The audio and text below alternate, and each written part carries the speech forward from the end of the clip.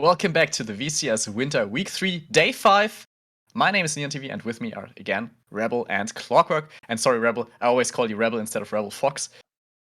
Cutting it short a little bit, but I think it's fine, right? It's fine. I have people that use my real name, and that just, it throws me for a loop. So Rebel Fox, anything you can remember is okay. Perfect. Then let's take a look at the game we have before us. Because it's Team Flash against 𝘀𝗰𝗶𝗹𝗀. And 𝘀𝗀𝗰𝗶𝗀, they have to win this one to show 𝘀𝗀 that just won 2-0 against 𝘀𝗀𝗺, and also 𝘀𝗀𝗺 that had a decent showing, that they are still at least in the top 3 contesting for first. 𝘀𝗀.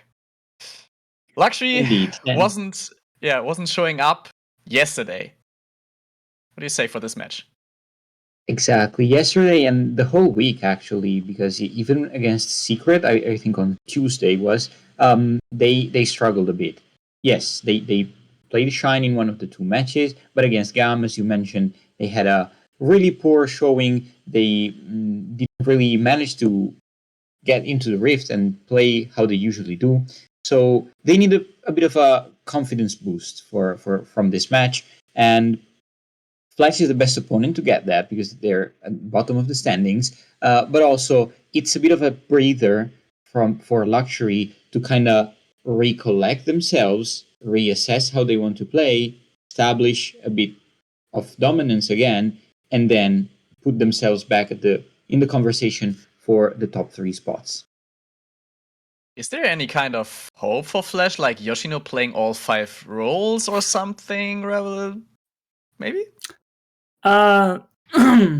My preferred favorite theory here, right, when it comes to how this TF versus 𝘀𝗀𝗺 series goes, is that 𝘀𝗀𝗺 truly believes that Cerberus is the best team in the league and that they're going to take the #1 seed, which means that since the curse of the Cerberus playoff run always happens and they lose in semifinals, 𝘀𝗀𝗺 is actually tanking games against unimportant teams like 𝘀𝗀𝗺 and Flash, who already have solidified spots, in order to get down to 4th seed so they can play Cerberus in the first round of playoffs. Now, this is a long shot theory, but it is a possibility and a thought process that maybe Team Flash gets to take this one, because 𝘀𝗀𝗺 will put all of their eggs into the Saigon, SBT, Burst the Sky basket, those teams that are trying to compete for that 4th spot, only to lose to one of them so that they can take #4 for themselves, don't have to play against 𝘀𝗀𝗺 in semis, and instead they get the Cerberus, who always have that struggle.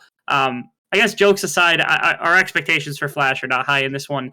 If they take a game, I think that alone would be a miracle for the side of Team Flash. I think predicting anything but a 2-0 for 𝘀𝗀𝗺 here is, there really has to be some very dramatic changes to both of these teams quite quickly for that to actually happen. Let me just say, not even the Marvel Cinematic Universe, the plan of the Marvel Cinematic Universe, was as ambitious as your plan for 𝘀𝗀𝗺. But that's just a side note. We promised the people we get 𝘀𝗀𝗺 and Killer Queen. So your stage is set, 𝘀𝗀𝗺.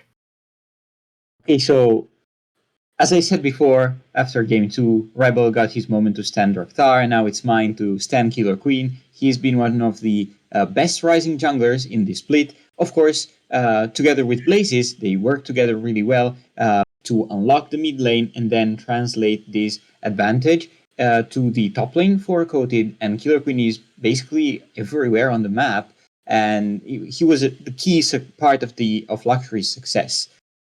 Now, this, as I said, hasn't really showed up in the recent series. I still believe 𝘀𝗀𝗺 has it, and Killer Queen was not. The first week were not a fluke from him. So I still believe that he is a great jungler, and he needs to show it again, of course, against Flash. But in general, if 𝘀𝗀𝗺 want to get better and aim for the top 3 spots, they also need to improve in other areas of the game, specifically in the mid game. Sometimes they get they index into aggression, they handshake literally every fight, even those that they don't need to take and they're not on their terms. So if they manage to rein in this aggression and kind of plan better again around what they want to do with the draft and with their players, then they can unlock like next step, the next level, and really aim for the podium. And I think we all expect it to be a 2-0 for 𝘀𝑠hi𝗏. And even if that is happening, even if 𝘀𝑠hi𝗏 take the 2-0, I think it still matters if they take a convincing 2-0 here against Team Flash, or if they just barely win it due to just better hands, as they already got, or as 𝘀𝗏 already got titled, just having better hands. I think that is something to aim for. And for Team Flash, do they even have the mindset to contest? Because yeah, Rebel, something along the lines of Yoshino, for example, swapping to mid lane, playing top lane, doesn't look good in my eyes. Yeah, I mean, myself and Jensen postulated on it a little bit yesterday in our intention of, we actually have two different opposing theories on this. His is that they should just do anything that they can to test every possible iteration of the roster and see what works. I personally think that they should be testing out the players they think are going to work to give them a true trial run before they get into spring, barring that they aren't going to make any significant changes to that roster before that day. So that is to say, if you're planning on keeping Marcus in the roster and not having Yoshino full swap to mid lane for the permanent, effect of what's going to happen, maybe this is the opportunity to, play out this split, let Yoshino develop against other top teams when it comes to mid lane, and then come spring, you have this opportunity to have this team look better. I get the opposite of that, which is also just, you have to figure out who is worth keeping around in the first place. So you might as well just test as much as you can to see where players going to swap to. Keep Marcus in mid lane for a game, keep Harvey in and play Yoshino. You play Marcus and Harvey. I think that's an iteration that's going to blow up in the face of Flash, but they're going to have to try it if they decide to go with their iteration. Across the board, when it comes to their mindset, I'm firmly in belief that the mindset for them should be, we want to get better, not we want to compete, because right now competition should be at the bottom of their minds. They're not going to be able to catch Secret at this point. Secret's got 2 wins. They would have to beat 2 teams that are higher than even Secret in the standings, and they kind of got blown out by Secret in the first place. So here, to me, Flash is just pick your roster, figure out what you're going to do with the remainder of your time in the split to prepare for the spring splits. And a series like this, again, start throwing things at the wall to see what sticks. I'd like to see cool drafts. I'd like to see champions that we don't see all the time, just to get an idea of what these what these players truly can get done. Let's see if they can do it. You already talked about the draft, and we can see it on our screen. The draft is ready. And I'm so sorry, Clockwork, but 𝘀𝗏 will be already banned from playing Talon and from playing Qiyana. So 2 aggressive AD options already out.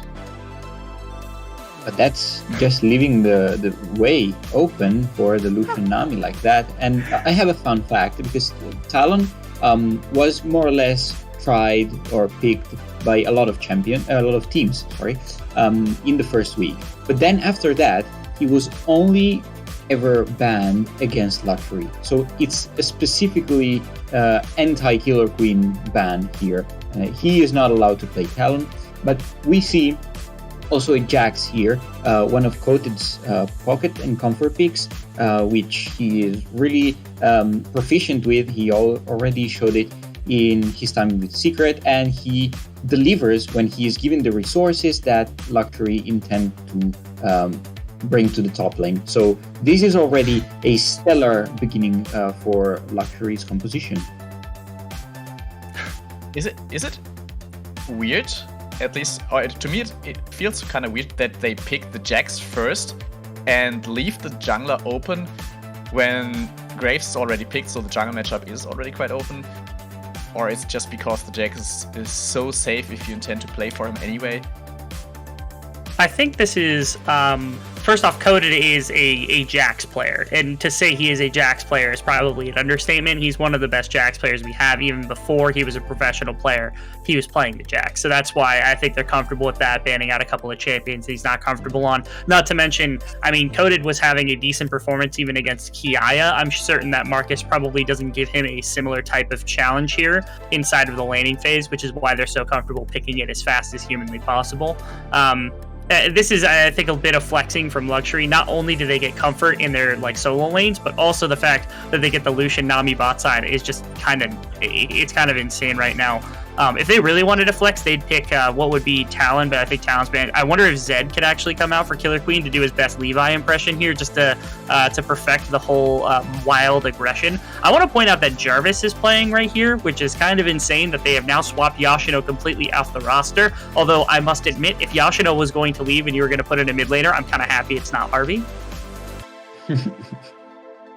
They got the Syndra, which is Harvey's best champion, and that could almost maybe work.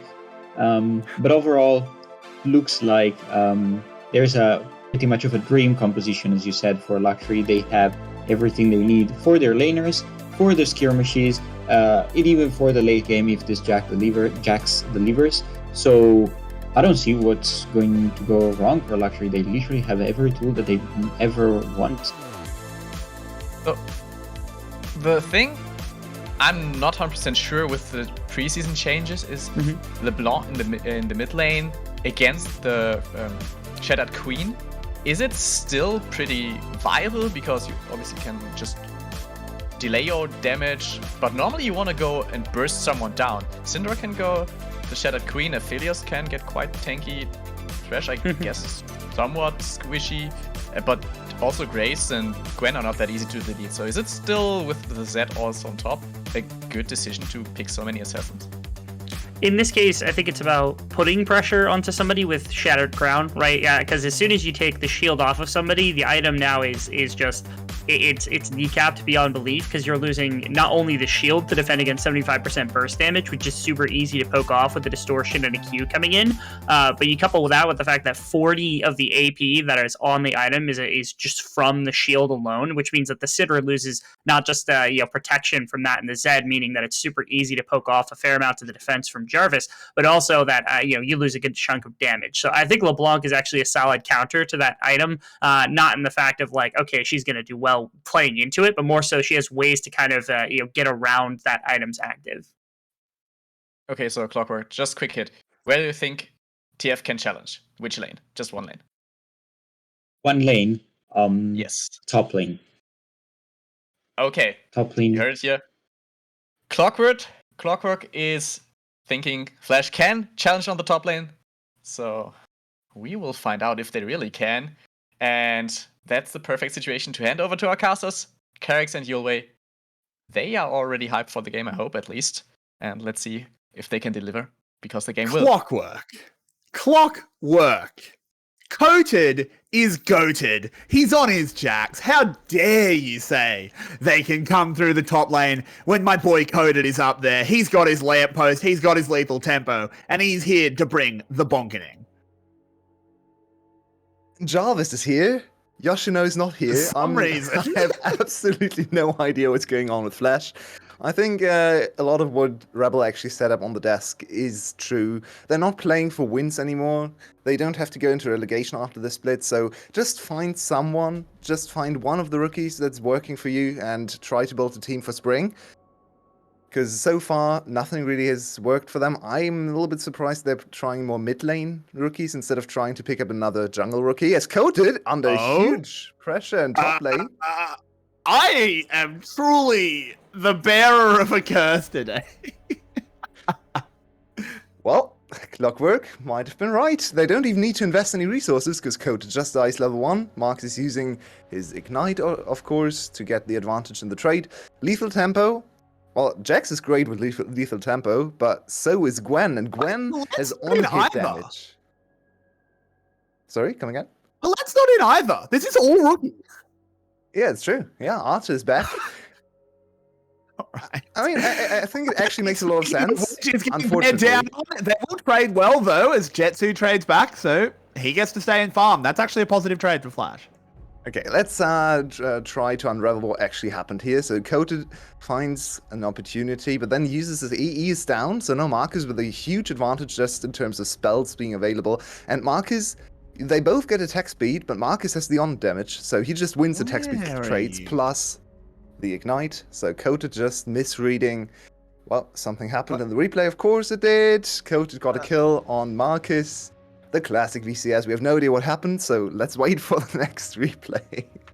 It's inevitably going to come and cover another kill that's going to happen in live.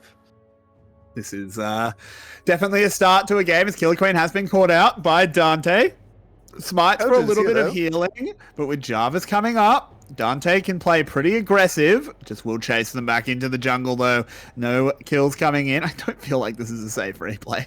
But let's see how this gank went down. It looks pretty textbook. Yeah, 𝘀𝗰𝗏 taking a page out of Levi's book, diving early in the top lane, doesn't even go under tower. And of course, Levi played this Zed into 𝘀𝗀𝗏, so it has been having a lasting impression on 𝘀ક્ષy. 𝘀ક્ષy's mid jungle was a huge liability against 𝘀𝗀. To be fair to them, Levi 𝘁𝗏 is a very, very frightening mid jungle to play up against. But they need to be more competitive in that department if they want to have any chance in the playoffs. So Blazes and 𝘀𝗀𝗏 have gotten a lot of praise from us in some of the other matchups. We need to keep our eyes on them because this week they haven't been stellar. No, they really haven't. Definitely need to see more out of them. I particularly have my eyes on 𝘀𝗀𝗏. He is someone that we always bring up as a huge X factor for this team. And he needs to continue that momentum going up against the theoretically worst team in the league, but this is not the Team Flash we have seen. Maybe their rookies can buoy them up, as they have gotten off to a decent start, even though it was answered back by 𝘀ક્ષy, and now a roam towards the top side. Might just be a Krug steal, and it might be a dive with this wave crashing. Coded could be in a lot of trouble. It's a Graves though, so very hard to dive. Not only does Jax have this E to work with, which basically disables Graves and Gwen, both as a champion, but then also there's a tower, and Graves hates diving towers, especially without his ultimate, so probably not really feasible to go for the dive. Now 𝘀𝗀𝗏 here to react. Coded's going to move forward as well. No E now. Very early, but he's got 𝘀𝗀𝗏 to cover him. I don't think they can possibly dive 2v2.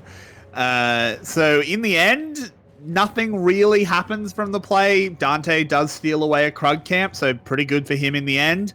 And he is up to a 10 CS lead over this Zed, and a hook in the bot lane. Well, what are you doing? Oh my word, observers, that's not good enough as 𝘁3 will fall down. Arte 𝘁𝗔 moving forward, and the Lucian will join him. Heat-seeking hook there on the fish, and 𝘁3 really struggling in this lane with his positioning. There was a wave right next to him, just stand behind the wave. You don't have to walk up this far. Easy double kill, and suddenly Flash in a great position to 𝘀𝗀𝗏 so far behind in experience. And he's cord needs to run away. No, he can't. Just taken down. Team Flash. We saw that they had a positive stat your way, as this is just heat-seeking hook. There's not a huge amount to say here. This is a very, very easy double kill after Arte gets that started. It's well played by 𝘁𝗔, and they clean it up. But as I was saying, we saw that if you go to Flash's stats, they have a green stat, which is their win rate when they're ahead at 15. I'm never going to be able to bring this up as Coded's just going to go down. Their win rate when they're ahead at 15 is a positive green stat of 0%, because they've never lost a game when they're ahead at 15, because they've never been ahead at 15. Do you think this is looking... statistic. They might be shaping up to break that curse now. Yeah, they've had some early games that have looked nice. Actually, their productivity has never been the issue, more the execution part. But this, great synergy. 2 new solo laners and immediately making their presence felt on the Rift. Much more so than Marcus and Yoshino did in the last series. Yoshino actually really struggling in the top lane, mid lane I should say, when he stepped in. So he gets a little bit of a rest today, and it's time for the rookies. And so far it's going insanely well, especially for the bot lane. I'm super impressed by Arte and 𝘁𝗔, though. Yoshino was the problem. Oh no, come on, don't do it. Don't do him like that. I can't do him that dirty. Oh my. But yeah, this is a fantastic start here for Flash. They've come in with these rookies with a game plan in mind. 𝘀ક્ષy perhaps just being complacent as well, just not really expecting anything out of Team Flash, and they're being punished for it. Yeah, and 𝘀𝗀𝗏 trying the Zed after Levi stomped him on the Zed, and so far, really not effective at all. Just walking around, always behind play. Now they're looking for another opportunity, and Coded has his E. Oh. Yep, Coded will get this stun up. Can he get to the blast cone? Oh my word, he trades back onto him, goes down. Jarvis will finally fall to an auto attack from Blazes, but it's a 1-for-1. It's going to be a 1-for-2. Never mind. No. Distortion is a good spell, as Dante can't quite keep up. But that Was it 𝘀cie initiating a play and just going 1-for-1? Once again, 𝘁cie not able to get there, even though he had his ultimate ready. I like the setup for Coated. This is quintessential 𝘀cie from behind. No matter their opponent, they will always go in. We talked about this actually in the last series for 𝘁cie showing the same tendencies, but 𝘀cie is the most aggressive team from behind. They will always just throw everything at the wall, and sometimes some of that sticks. Most of the time they just fall behind more quickly, and the game ends very, very early. But at least it's proactivity, and it's always annoying to play against teams like that, because if you do one misstep, if you have one mechanical misplay, and they get a 4-for-0 because they forward in a way that shouldn't be possible, then suddenly the game is back to even. So Flash can't rest right now. They're 2.5k gold ahead and to Dragon, which is insane, considering their average gold deficit is 1.6k at 15 minutes. So Yeah. it's a marvelous start for Team Flash. But can they carry it into the mid-game? Herald already secured, so no risk of throwing at the Herald. We know the 0-5 fight from Team Flash just earlier, I believe this week or last week? Last week, I believe. I think. Yeah, So- that one was not great. But regardless, you know, let's not curse them. Let's not bring back bad memories. They are I'm in a good excited position. for They them. have a 3-0 𝘀𝗻𝗀 your way. He's huge. He's already got his shield bow. It's against a Nami Lucian, and the 𝘀𝗻𝗀 is 3-0. Yeah, to be fair, it's good play from Team Flash's bot lane. Also, just abominable play from 𝘀cie, because their bot lane has been so bad. They've stepped up into the 𝘀𝗻𝗀s, into the Thresh, and just given away kills. Nami got caught, but then 𝘁 just dashed in when his Nami was 100% dead into Purple Gun. So just basic mistakes no one should do at this level. Maybe unfamiliarity with the burst or just the weapon composition on the other side.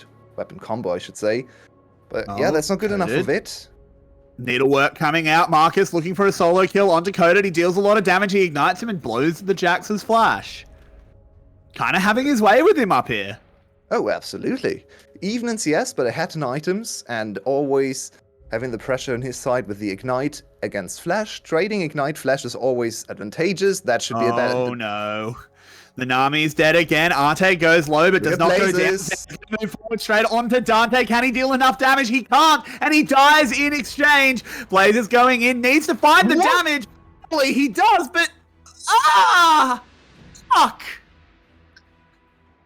It's desperation already coming in for 𝘀cie. They can't see the way back into the game. It's a 4k gold lead already, and 𝘁𝗔 is 5-0 with shield bow ready, as you said earlier, with the Thresh in his back pocket, with so much CC to cancel out any engages on him. So he's almost unkillable already, and he's the main carry for the late game teamfight. So 𝘀𝗻𝗀's in prime time carry mode. Look at Blazes struggling to even get the last bits of damage on Dante because he can't hit a spell. Fortunately for him, he has the electrocute to get the job done, but he dies as well for it. So this is unprecedented territory for Flash, and sometimes swapping out your veteran player, the leader of the team, can actually give you a little bit of a honeymoon phase again, right? All of these young players together, all of them don't really have any expectations behind them, and they're just playing for fun, trying to do as much as they can, and it's working in this game. Yeah, it absolutely is. I guess a mental reset has really gone a long way. Oh no, not again! A hook landing Arte's heat seeking, but 𝘁𝗀𝗃 will turn this one around, looking good there. Dante quick draws away, but 𝘀𝗀𝗃 do answer back with one unanswered kill. A little bit of a step skipping play there from the side of Flash. Too few people to invest into a team fight there, and then just getting caught. A little overexcited with the Herald still at the tower, but the wave position not really in your favor. Disregarding the Nami engage as well, but they might be able to get another... Oh, it's actually 𝘀𝗀𝗃 on the hunt. That they are. Yes, We did see the bot lane tower go down. Zed ultimate's going to do absolutely no damage, and he just walks away. Yeah, let's look at this team fight again. 𝘁𝗃 finds the perfect angle to start the fight, and then Coated. Once again, I have to praise Coated. Yes, he got solo killed early on. That was a huge mistake, and putting Marcus in a super good position in the top lane. But his roams and his engaged plays, the way he just moves first and enables his team to follow up on the plays, is remarkable. And I like to see that very proactive top laner from the Come side out of of a Luxury. replay. Come out of a replay. LeBlanc is dead. And 8k gold lead for Flash. They're making up for all the bad early games. This game alone at 50 minutes is going to rectify a lot of those bad stats. And it's only one game, so it's only going to go a certain way. But starting this off with a very confident early game might give them an opportunity to win the series. And that would be refreshing. You wait, 8k gold. Yeah, it is. It's a Gum early game, honestly. It's 8k gold. Absurd. Look, that says everything you need to know about this game. Yeah. One of the problems here for Luxury is they like to play super aggressively from behind, but they just don't have the damage to go for the kills.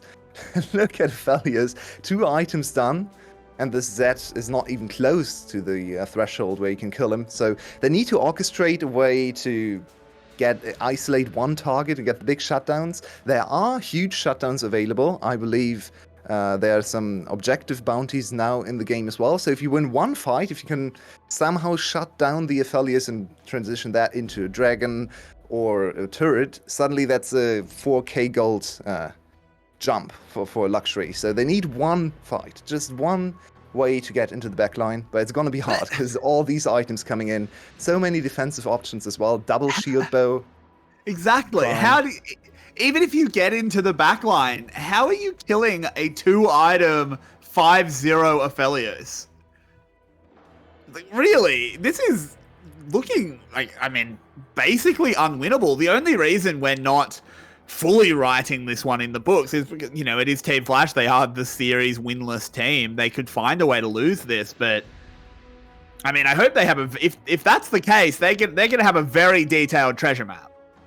One of the big advantages of playing players no one knows, one of the reasons why rookies sometimes come in on a higher level than they are going to go in their sophomore split, is because people are not familiar with the players. They don't know their tendencies, they don't know how aggressive they're going to play, what their laning strategies or mind games will be. So now Luxury, this game is almost unwinnable. Maybe you get way back into this game, but you probably think about the next game already. And they are faced with an opponent they have no research in. They just got smashed in laning phase. And they have to win this game, because if they lose this series, they're 6-3, still in a great position to get to playoffs, but not quite there. They need to win probably 2 more series. And suddenly, losing to Flash could really hurt your chances of securing that playoff spot. They looked all but secured just a week ago. Yeah, I mean, look, I think securing the playoff spot is still looking good, but you don't want to be 4th. If you're 4th, you have to go against Cerberus, potentially, and they look absolutely unbeatable. And losing to Flash is essentially unforgivable. It's just a win that a loss rather, that you're just really not going to make up anywhere else. It is kind of an unbelievable situation where I don't have the analysis prep to give to you, because we just didn't see this coming. This is a Rift Herald charging at an inhib at 17 minutes for Flash. This is actually quite risky for Flash. They just gave up a huge shutdown. Oh, this is not a good ult. 𝘀𝘀𝗀𝗀𝗀𝗀? He didn't deal damage. Is that ult? Hello? Damage? Is that damage? Where? I mean, 𝘀𝘀𝗀𝗀𝗀𝗀𝗀, that's a professional FF. That's a professional. It kind of is. It's an 18-minute inhibitor, though, so if there's a misplay for Flash in the next few minutes, this could go a way to bring Luxury back into the game, but it seems like they're unrelenting, just taking another inhibitor, and then 2 inhibitors down at 18 minutes goes the other way. It's so much pressure that you basically can't go anywhere anymore. 𝘀𝗀𝗀𝗀𝗀𝗀 did secure an objective shutdown. Unfortunately, we don't really see how much gold there is. Considering the state of the game, it actually was a decent chunk, I believe. Probably something like 200 gold for everyone. I'm not super familiar with the numbers yet, but roundabout that much gold into the pockets of Luxuries. So maybe a way to accelerate their item builds towards the second item a little bit quicker. But the game still looks unwinnable for them. I mean, you saw the Killer Queen. At this point, I think, yeah, they are accelerating a little bit. You know, their little tricycle, we've now got like a 10-degree slope, so they are getting faster, but Flash is driving a Formula 1 car. So I don't know if that little gain is going to help them while they get absolutely turned into a red smear on the tarmac. They need to find the secret way to basically bypass the normal track, because they can't win on the normal track anymore. They need to find a way to magically get to the end of the track and then for some reason still win the game. Maybe a Baron Steel could be one of those shortcuts, but it's very far away right now. And my eyes are still focused on 𝘀cie_𝗰𝗶. This player, he was so impressive in the first 2 weeks. We had a lot of people on the broadcast talking about how much they love his aggression, all his early game rotations and setups for the ganks.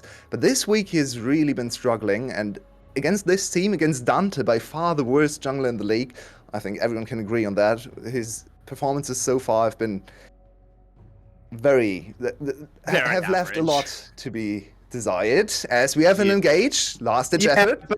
𝘀𝗋, may I remind you of some excellent analysis. Flap, flap, flap, flap, flap, flap, flap. As the wallets coming in, that was a good engage. If this game was closer, I think 𝘀WWE would have picked up a kill or two there, but this game is not close. They just don't take any damage. Yeah, and I like to see Flash moving together, as we have 𝘀cie_𝗰𝗶 inting away another kill. He really does not want to continue playing this game. I don't want to see Zed again. I don't think he's ready.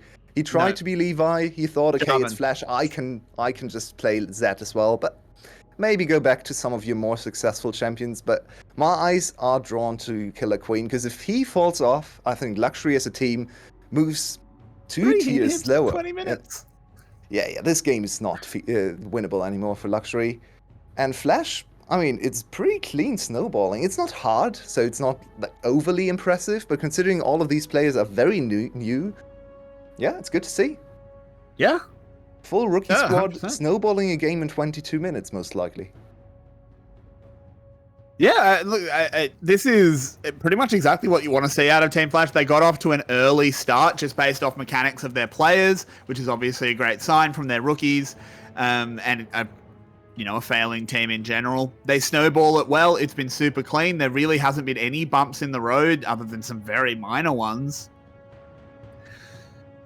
𝘀WWE has to sort of really reinvent themselves, really figure out how to get back on the horse, or this is just a 2-0.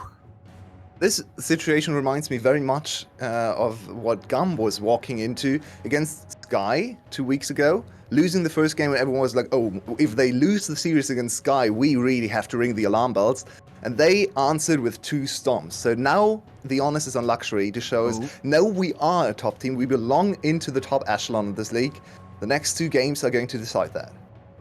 This is going to be that final fight as the first kill is picked up by 𝘁𝗀 onto the Zed. The towers are falling. And 𝘀𝗋, this has felt like a fated situation for a long, long time now. About 10 minutes ago, this game ended. But finally, the Nexus realizes, and Team Flash take by far their most dominant win this split.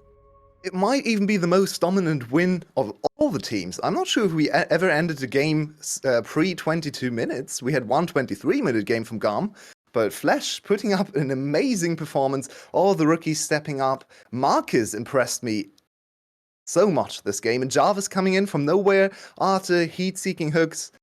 Please, go on, Flash. Show us more of this performance. For sure. Now we have to figure things out, collect ourselves, recover from the shell shock. We'll be back in about 7 minutes. Don't go anywhere, guys. We'll have game 2 soon.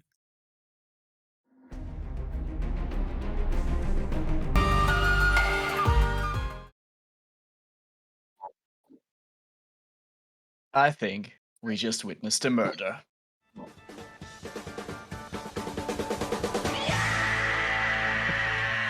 Jokes aside, I mean, what is going on in this game? How is Flash just stomping in 21 minutes? Probably the fastest game we had. Why? What? I don't even know. 𝘀𝗀 was even muted. I think the game was even his Discord just said, nope, we mute 𝘀𝗀.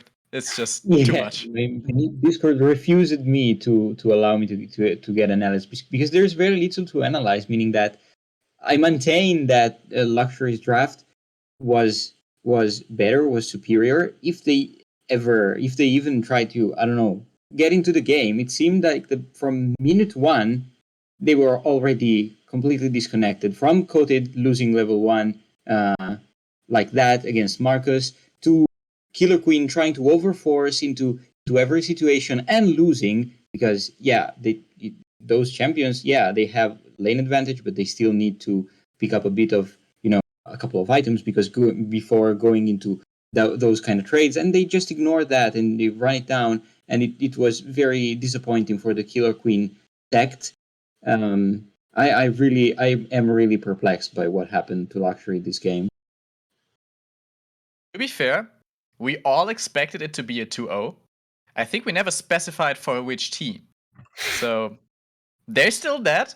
And also for 𝘀liche to just come in, sub out Yoshino, sub out 𝘀𝗋, just sub out everyone, and then just win against Luxury. That is something we did not expect, Rebel, but it's something to look out for. It's a matter of, I think draft was not one, unfortunately. I will have to disagree with Clockwork here. The reason why it looks so good is because we have our expectation that Luxury was going to come out and actually, play like Luxury, right? But instead they came out of the starting gate. They tripped, fell, rolled their ankle, sprained every muscle in their legs, and then continued to try to sprint, only to continue, tripping, falling, rolling their ankles, tearing every tendon in their legs as they kept going. And this was the issue, right? This was not a team play. This wasn't a bunch of coordination that was somehow just like outmaneuvering Luxury. Luxury just kept throwing themselves at the side of 𝘀liche. If you looked at kill participation that game, I think maybe one player on 𝘀liche had 50% plus. Why? Because the lanes were just killing their opponents every 5 seconds. Dante had 5 assists in a game that had like 13 plus kills for the side of 𝘀liche. This was not jungle interference. The lanes were literally just throwing what they had in the earliest stage of the game. And once they had no gold to actually work with, the volatility of the composition just collapsed on itself. This is, in NA scrim culture, we have like problems like this inside of scrims. And after the first 5 minutes, oftentimes that's called a remake. Because you literally are just like, this would never happen in a real game. We're going to remake. Because they would do that if you stumble that hard right out of the gate for a team. You're usually not going to have that problem happen in a game. Well, here's a perfect example of a professional game in which it happened. But it did happen in the real game, and that is the problem. Also, it's hard to say the draft was won because normally it should be somewhat out to lose if you pick Graves in the first rotation and leave Nami Lucian open for the other team to take. But if your Aphelios Thresh lane just completely dumpsters Nami Lucian, I guess it was all okay. Yeah, so I had a very, very bad opinion on 𝘁𝗀 specifically because to me it looked like in his past matches, to me it looked like he needed the Aphelios as a crutch pick to kind of allow himself to play the lane as slow as possible and just wait to scale into the late game. But this kind of flipped my expectations completely because he was standing up to Vit and H3 and even got some 2v2 kills that were instrumental to their win. So we can of course be doubtful of Luxury's performance here, but I want to make just a bit of praise to 𝘁𝗀, and he completely surprised me here.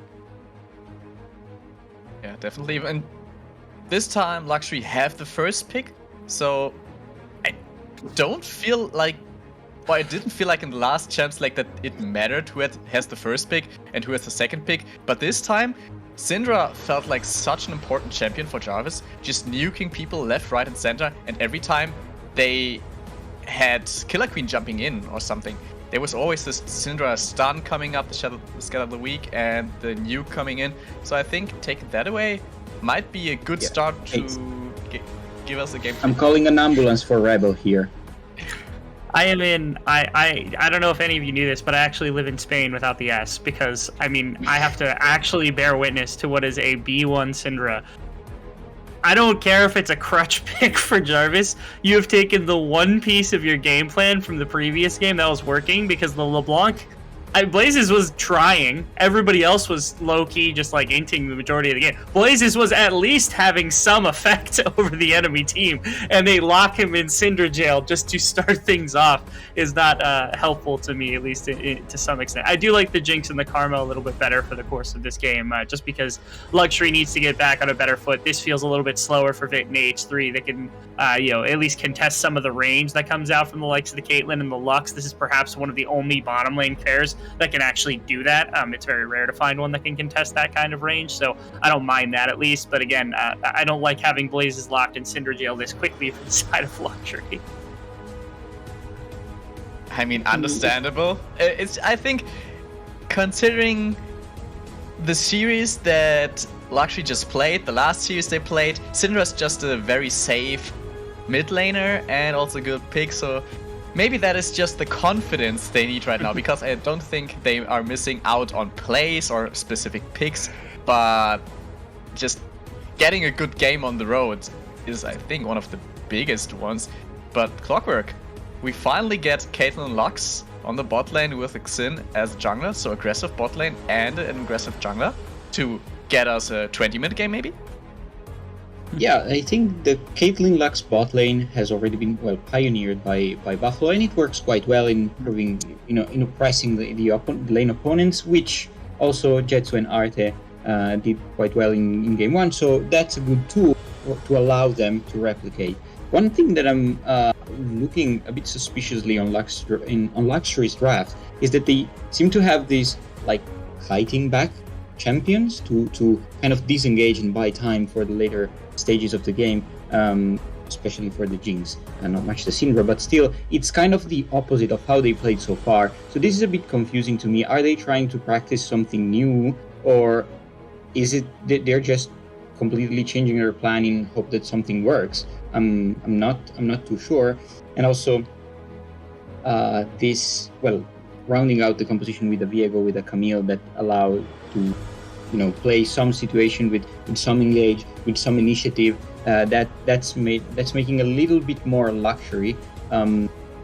But I'm still not too confident. This draft looks a bit like Gaming week 1, when they don't know what they want to do. Like, half of the team wants to go in and half wants to fight back. So I'm not too sure what 𝘀𝗀cie are thinking here.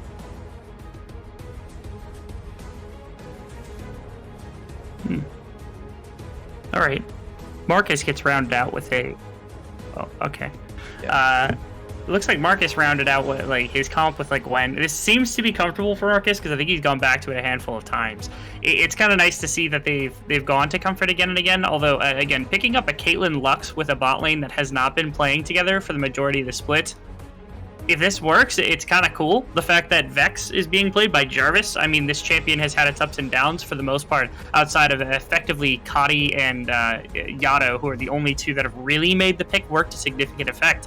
I mean, this could be the shot potentially for Jarvis to break into the scene very, very quickly with a crowbar. It's kind of nice that this team of rookies, they seem to be almost better acclimated to both the meta and also in the first game just to standard play than what the previous Flash looked like. It's kind of astonishing. This is the not Yashiro bot lane as well, which is kind of insane. That there's even better improvement. I'll keep memeing that point to the best of possibility. But Team Flash put together a solid composition. They can siege, they can kind of go in, they can force their will upon 𝘀𝗀cie, and 𝘀𝗀cie, like he said, is lacking a little bit of cohesion, but I do have a lot more faith in this type of composition. It's a little slower for 𝘀𝗀cie, kind of take some of the reins out in the early game so they can focus on scaling and using their skill a little bit later.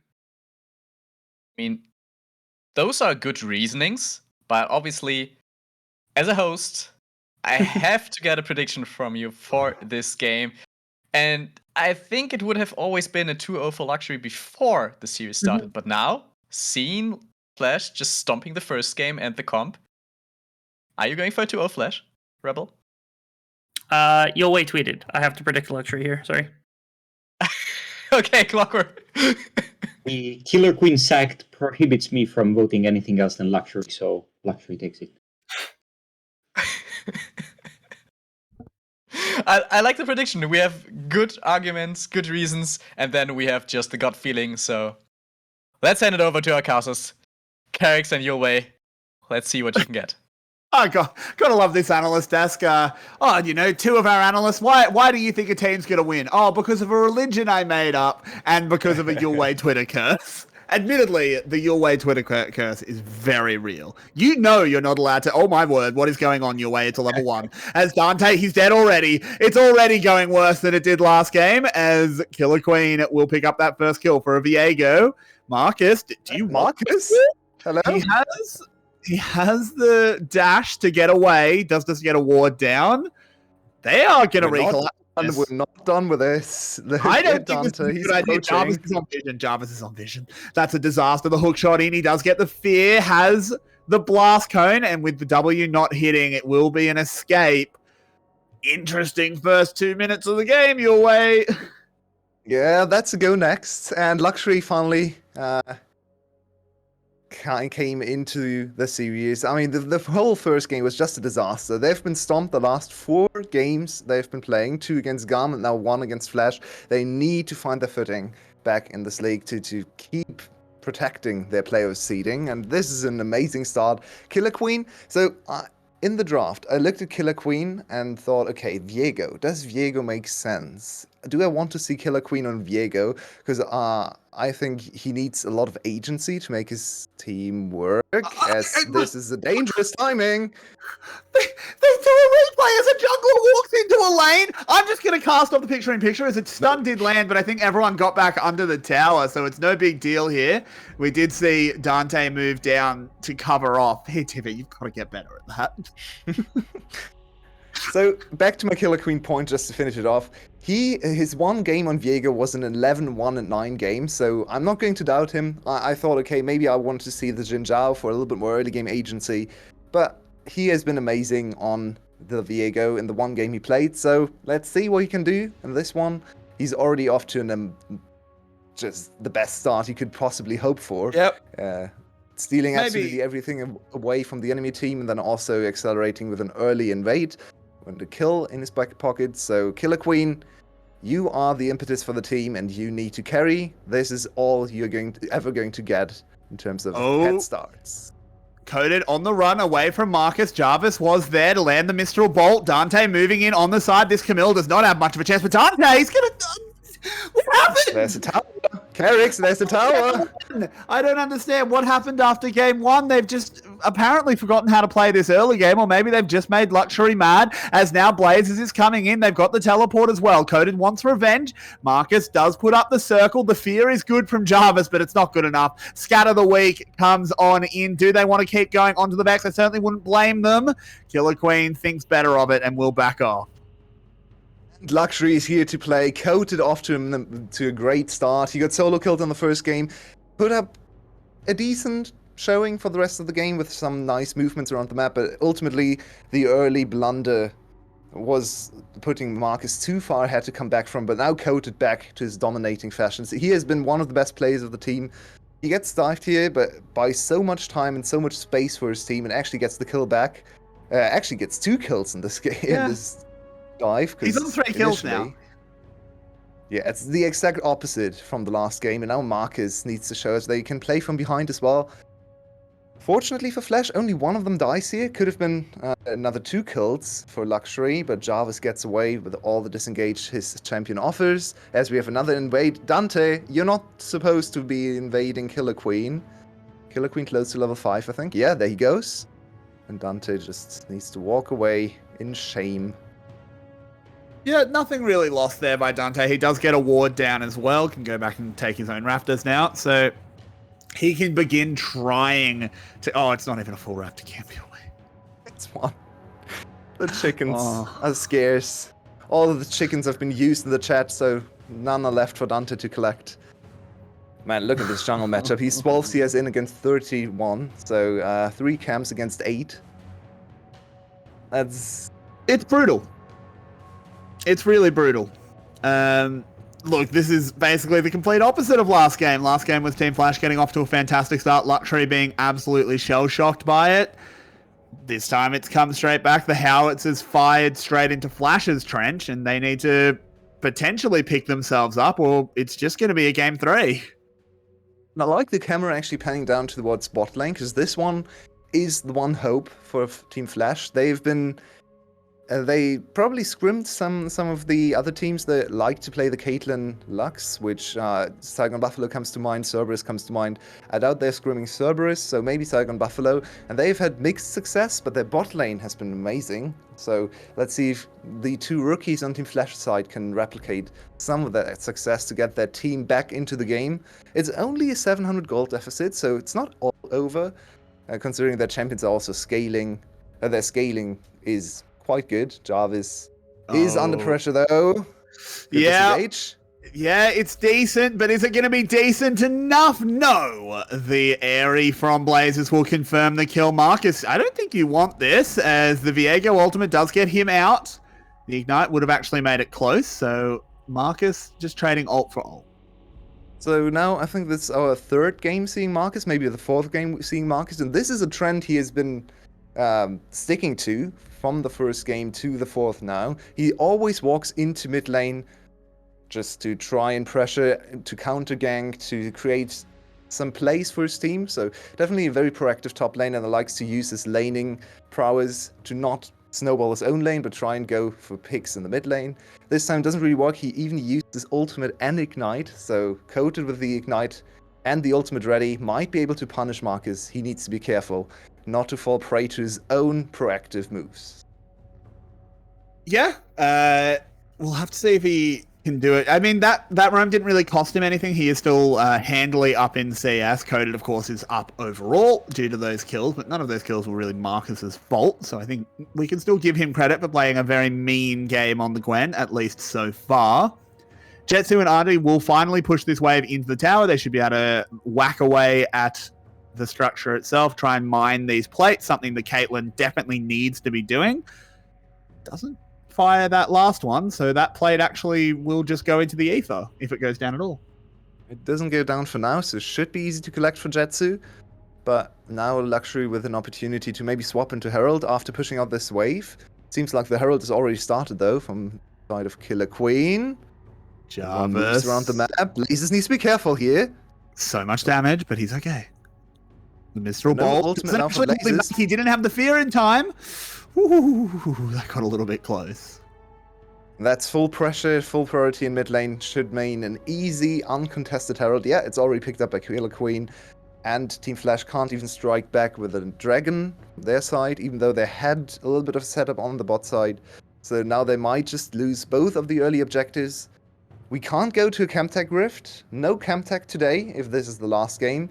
Might go to another one, but for now it's just the Chemtech Dragon. The individual stack is actually one of the weakest, I believe. They are buffing the individual dragon, so this Chemtech Dragon is just to stack the dragon. Oh, no. Okay, close. Close. Good effort. Yeah, and that was blind as well. That was just a guess from 𝘁𝑎𝑟𝑡𝑦, so very close. But in the end, meaningless. Yeah, but 𝘀ache looking revitalized, getting so many kills and both objectives. This should open up the early game and push them to an amazing advantage in the mid game. If they can utilize the Herald to maybe break open the mid lane, would be even better. It's already down to 4 platings, so a gank into Herald should mean first tower for their side. There we go. We can't see it on screen, but you don't actually need to see the screen. You can just listen to me because I know what's going to happen, apparently. Yeah, Nostradamus. That's, they don't actually solid summon up the play Herald, from though. 𝘀ache. He's still pinging. I believe Blaze is going to teleport back into mid lane. Yep, there we go. And okay. this should be just textbook play from mid jungle. And mid jungle are the 2 positions we were wanted to keep our eyes on, because they didn't perform well against 𝘀. And the first game wasn't looking great either, but finally they're back in form. More proactive champions, more playmaking, more CC, and immediately they look like 2 strong players again. Yeah, look, this is the 𝘀ache we just expected. We expected this aggression, we expected this domination, and I'm glad that we are seeing it. Coming out of 𝘀ache, game 1 was incredibly disappointing. It's not what we want to see out of a team. near the top of the standings that got off to such a lovely start in previous weeks. As the Jinx is now pushing back towards the Caitlyn, this Vit hyper carry, particularly deadly as this game goes on. Arte.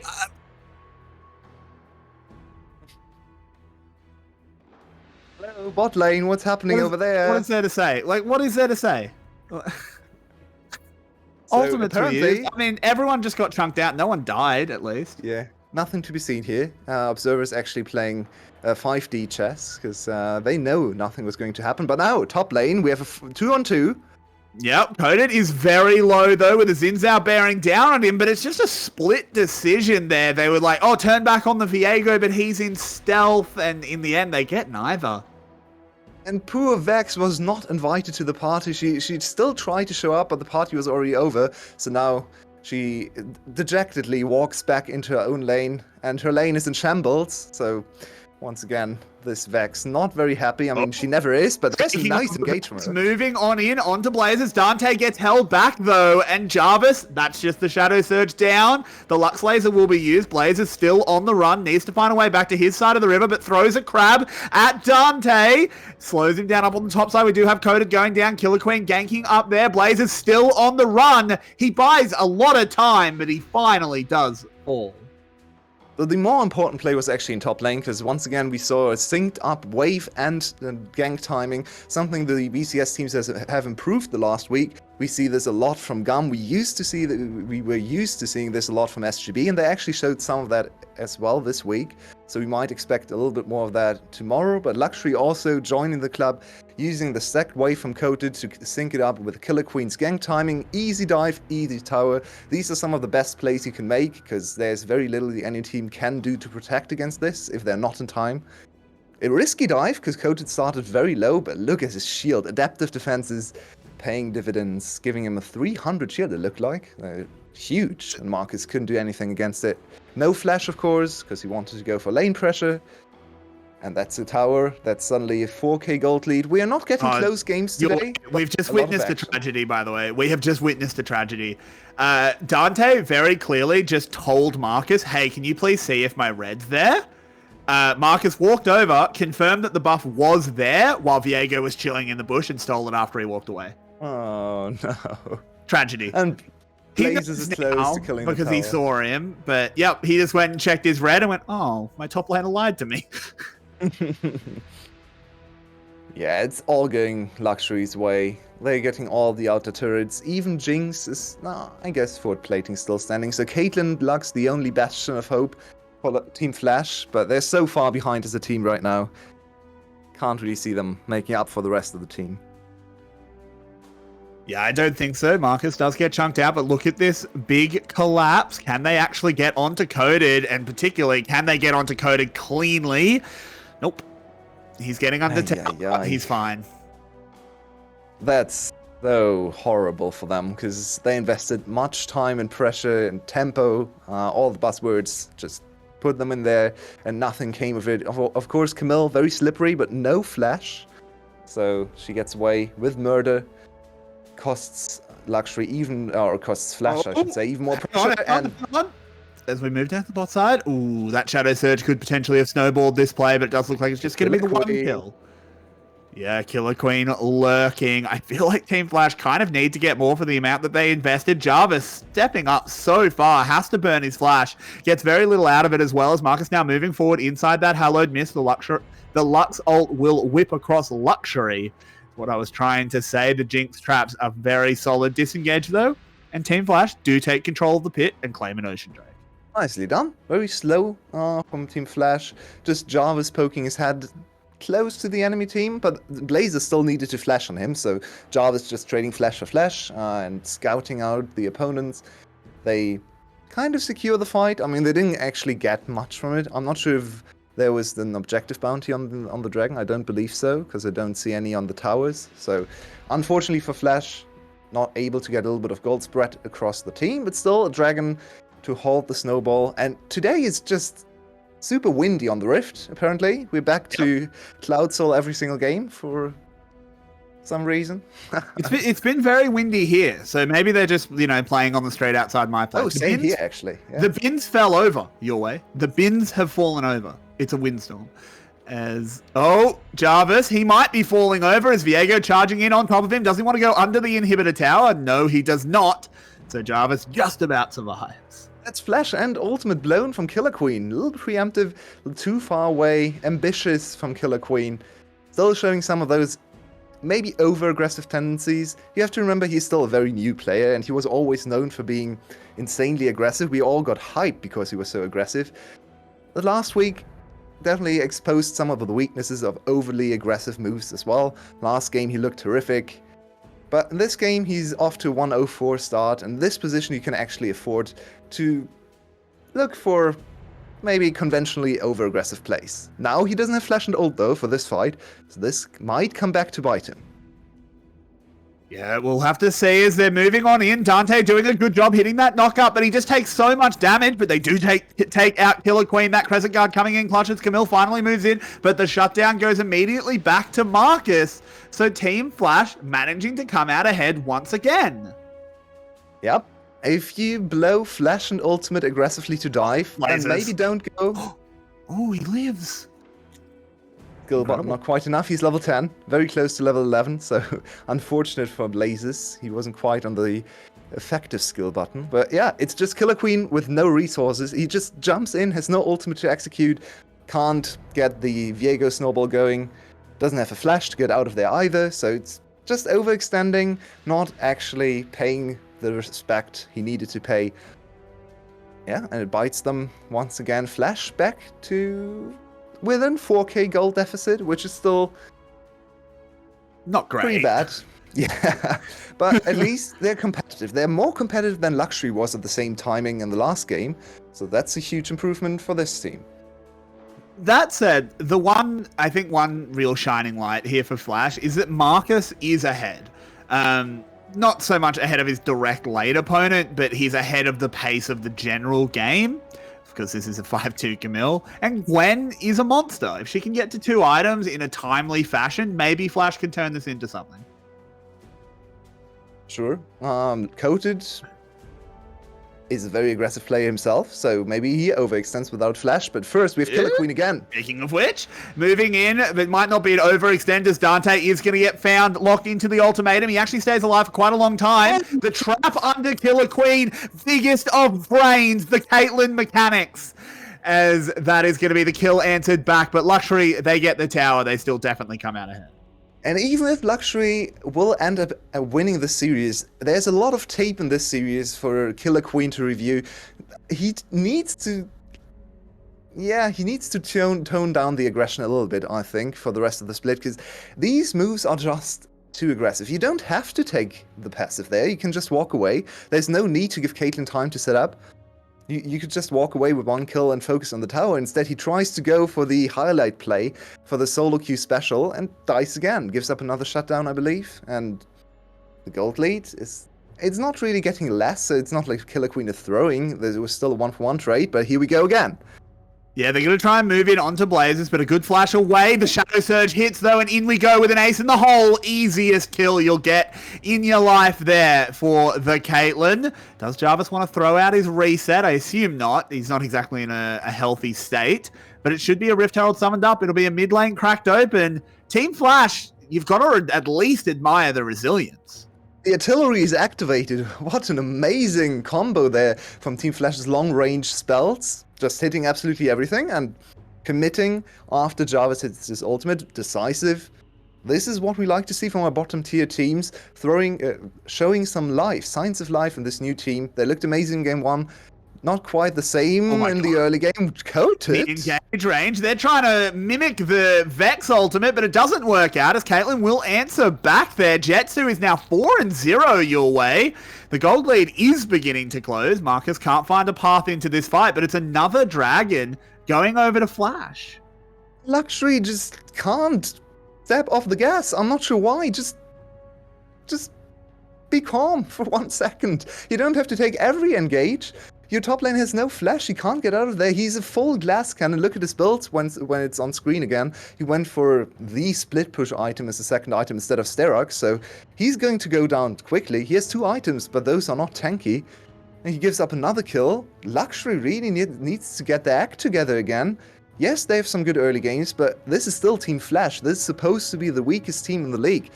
They look revitalized, but 𝘀𝑠ℎ𝗰 should still comfortably beat them. They are 6-2. This game is getting out of hand for them. They're still ahead in gold and items. They're still in a winning position, but if they keep making these overextensions and engage recklessly, then I think Team Flash can strike back and even 2-0 here. Potentially. And I mean, they just don't have the luxury of a game in hand. This is a game too where normally you'd expect 𝘀𝑠℉𝗃 to be the ones that are 1-0, but they're not. They can't afford to play this risky as 𝘁𝗰𝗶𝗹𝗀 reveals himself from the side with a spectral maw, but doesn't actually throw himself in.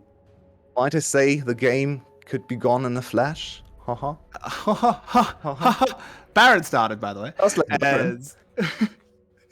Yeah, this is going to be the Baron. It's not being read by Flash at all. This is a very, very sneaky play. They just curled off to the side. They find it now. 4k health. It's going to go down. It's just a matter of can they kill them afterwards. Dante puts up the shield as he jumps in just a little bit. The Shadow Surge goes completely through the middle. Your way. It's an absolute disaster. They're about to lose 4 of them. As Jinx has picked up 2. They're charging forward. 𝘁𝗀 does manage to answer 1 back. Marcus is dangerous. Blocks the case in the hole. Marcus moving on forward, but gets held back by the Syndra. It's actually only 2 so far gone down, but Vit, he's running forward. He's got the rockets, but it doesn't matter. The long arm of the law will take down the criminal. And everyone does back off, but 𝘀𝑠℉𝗃 still secure 3 Baron buffs. Baron and the fight goes to 𝘀𝑠℉𝗃, but Flash definitely showing that they have some nice mechanics on some of the plays.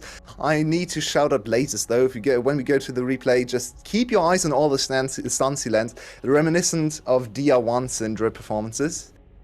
And now the game, securely, I wouldn't say, but more in favor of 𝘀𝑠℉𝗃. They can use the Baron to maybe get a tower or 2, but they are playing against Lux and Caitlyn. But let's first focus on the fight. 𝘁𝑎𝑠 and 𝘁𝗀𝗰 are the 2 most important members of the fight here. And 𝘁𝑎𝑠, with all his disengage, he gets engaged on, but gets away. And then 𝘁𝗁, you could say overextends a little bit, but he gets the reset, so everything is fine. But yeah, now, look at all the disengages and ease from 𝘁𝑎𝑠 in the fight. Marcus, of course, also scary. playing extremely well. He is. He doesn't quite have the damage yet to carry the fight alone. You can see he actually kites super well against Vit, gets the headshot crit to shut him down. So Vit has to be a little bit more careful on the Jinx. And 𝘁𝗀 now 6-0. Where did that come from? And that is going to be a kill over to Vit, right as we praise 𝘁𝗀 once again, as Jarvis has to go gold, trying to run away from Coded, can't find the way out. But 𝘁𝗀 certainly can with the hook shot. What in the hell were you? And I think that might just be 𝘀𝑠℉𝗃 really securing their lead. That's the most one-sided run of play I've ever seen after a very even state of game. What happened to Flash? He lost in the source, had no idea where to go, completely losing the coordination, and everyone just stepping out of line. 6-0, Caitlyn dies for free. Then 𝘁𝗏 is just there with Flash ready. Yeah, consigns himself to death, and everyone is dead. Suddenly the game is wide open for 𝘀𝑠℉𝗃 for the taking, and we're looking at a 3rd game. Flash with a huge, huge blunder. It's such a shame. It was looking like they were finding their way back into this one, but after that, and now with it being this 7k gold lead, it's hard to imagine it. Let's just see how this one played out. Started with 𝘁𝗀 It's just being caught. lazy. Yeah, so lazy. You have to go the other way. It literally gives you an indication of where he is. He turns the map gray. You know where 𝘁𝗁𝗃 can be, and he just walks through this choke point for no reason whatsoever, exposes himself without Flash available to get away from the CC. No reason to ever do so. Please, ADCs, look at your positioning, look at the ways you're walking in between the lanes. Yeah, just lazy. He was 6-0, and now he might have thrown the game away. Oh, yeah, he made the mistake of moving on Caitlyn. The trick is just to stand still. As Marcus is found up on the top side. This Gwen She's got her 2 items, but I don't think it's enough at this point. Unfortunately, 𝘀𝗀 is just a little bit too big alongside 𝘁𝗀, and a now 3-item Jinx down in the bottom lane for Vit. Everything on 𝘀𝗀ry is firing on all cylinders.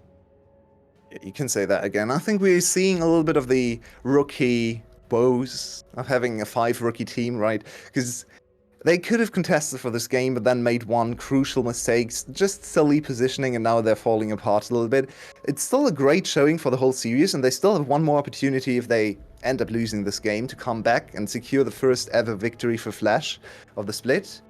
They have shown us great fundamentals, great mechanics, just need to clear up some of the 𝘁𝗙 plays and just thinking about movement a little bit more. On the other side, though, 𝘀𝗀ry struggling a lot to close out the game against 𝘀𝗏, even from ahead. And once again, I have to talk about 𝘁𝗀. His performance today is not up to par. He needs to improve again to contest the likes of Ego and Levi. Those are the people he is looking at. He doesn't want to contest Dante. He wants to contest Levi. And right now, he's not on the level. They are floating around. 𝘀𝗀 will pick up a tower in the top lane. The 3-lane press is online as they look for this inner tower. 𝘁𝗏 taken down to a sliver of HP, but he does survive. The teleport used to reinforce. Shadow Surge thrown out. Oh! They did get no damage onto him. There'll be no reset, but they do pick up the more important kill. 𝘀𝗏 now on the run. Dante needs to keep on going. Can Team 𝘀𝗏 actually do anything with this numbers advantage? There's no objective on the map. I don't know if they can punish this Jinx being dead as 𝘁𝗀. That's risky, but he doesn't get punished. For the first time in history, 𝘀𝗀ry cuts their losses. They don't go for the re-engage, or at least not all of them go for the re-engage under tower after the ADC dies. So some improvement, some restraint shown. I need to see more of that because 𝘀𝗀ry is just overextending too many times. But this time it's just a clean kill for Team 𝘀𝗏. Very good engage, and I think 𝘀𝗏 is putting in so much work and putting in a word for himself to be the starting mid laner. We've seen some good games from 𝘁𝗏y, but I think 𝘀𝗏 in the 2 games we've seen has impressed me much more. The Vex, very clutch. Not all of it has been clean. His laning phase was a little bit of a struggle. He got ganked, he died. But all the plays he does go for, go his way. So I like to see that. Very strong champion with very good initiative. And Vit dies with flash up, nowhere for him to go. 𝘁𝗔, not again, no! Oh.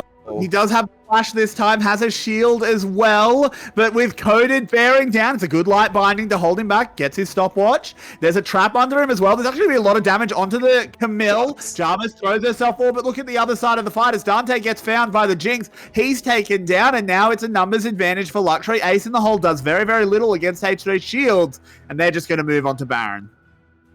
𝘁𝗏y saved his ADC. He had no right to live, but 𝘁𝗏y hits absolutely every spell, protects him with the W, and then also protects him from incoming 𝘁𝗀 disaster. 𝘁𝗔, why? Please, don't walk this way again.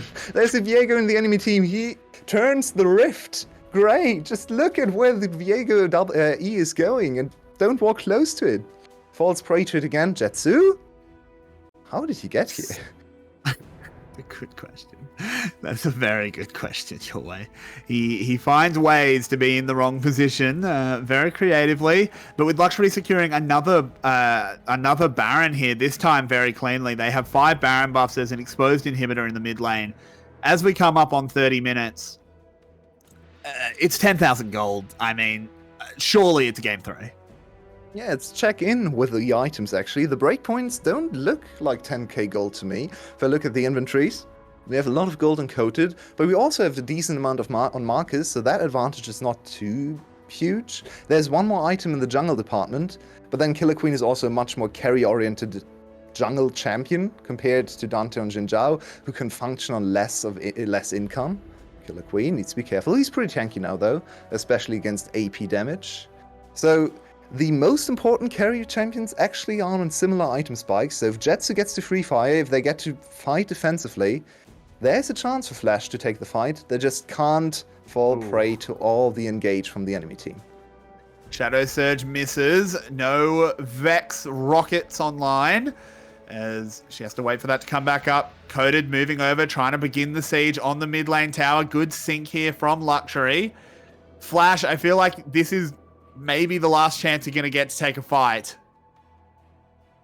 Yeah, top lane is still intact, but mid lane inhibitor falling is okay at this point. 30 minutes in, it's very easy to defend mid lane. You need to protect the bot lane, though. Bot lane falling basically means a free Baron quickly afterwards, so they really need to invest as much time and resources as they can to prevent this inhibitor from falling. Luckily, they have Lux and Caitlyn, who are amazing at anti-siege, so we can see it's hard for 𝘀WWE to ever step up and hit the tower.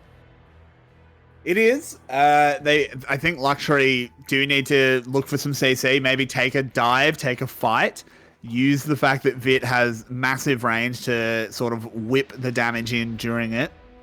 Let's see what they end up doing. It's a big crit onto that Jinx, but she will heal up just fine. Yeah, meanwhile, in top lane, they've actually just cracked it open. 𝘀cie𝗰𝗶𝗹𝗀 is up there alongside 𝘀TD, and they take down the first kill. The snowball is beginning. He uses to get out, though. Good AoE being dealt onto the back line. It's a heal, trying to get them out. 𝘁𝗔's been caught, though. It's a disaster. Marcus will follow him to the grave. Jarvis in the middle of the enemy team trying to be a hero, but this Yordle only brings misery, and she will fall, as will Team Flash.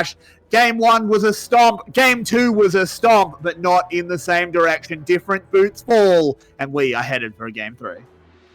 As I teased in Game 1, 𝘀WWE, this was a must-win game. Just like 𝘀𝗀 last week against Skye, 𝘀WWE had to win this game to have their fans back them for a playoffs run. And now the next game kind of has to be a stomp, but the most important part is to get it over with, to get the series victory against 𝘀аше. You can't afford to give up series against the 0-8 team. 𝘀аше has one more chance. They looked decent in this game, some bad rookie mistakes, but still some very nice mechanics and good coordination shown. So I'm excited to see who walks away today with the victory in Series 2.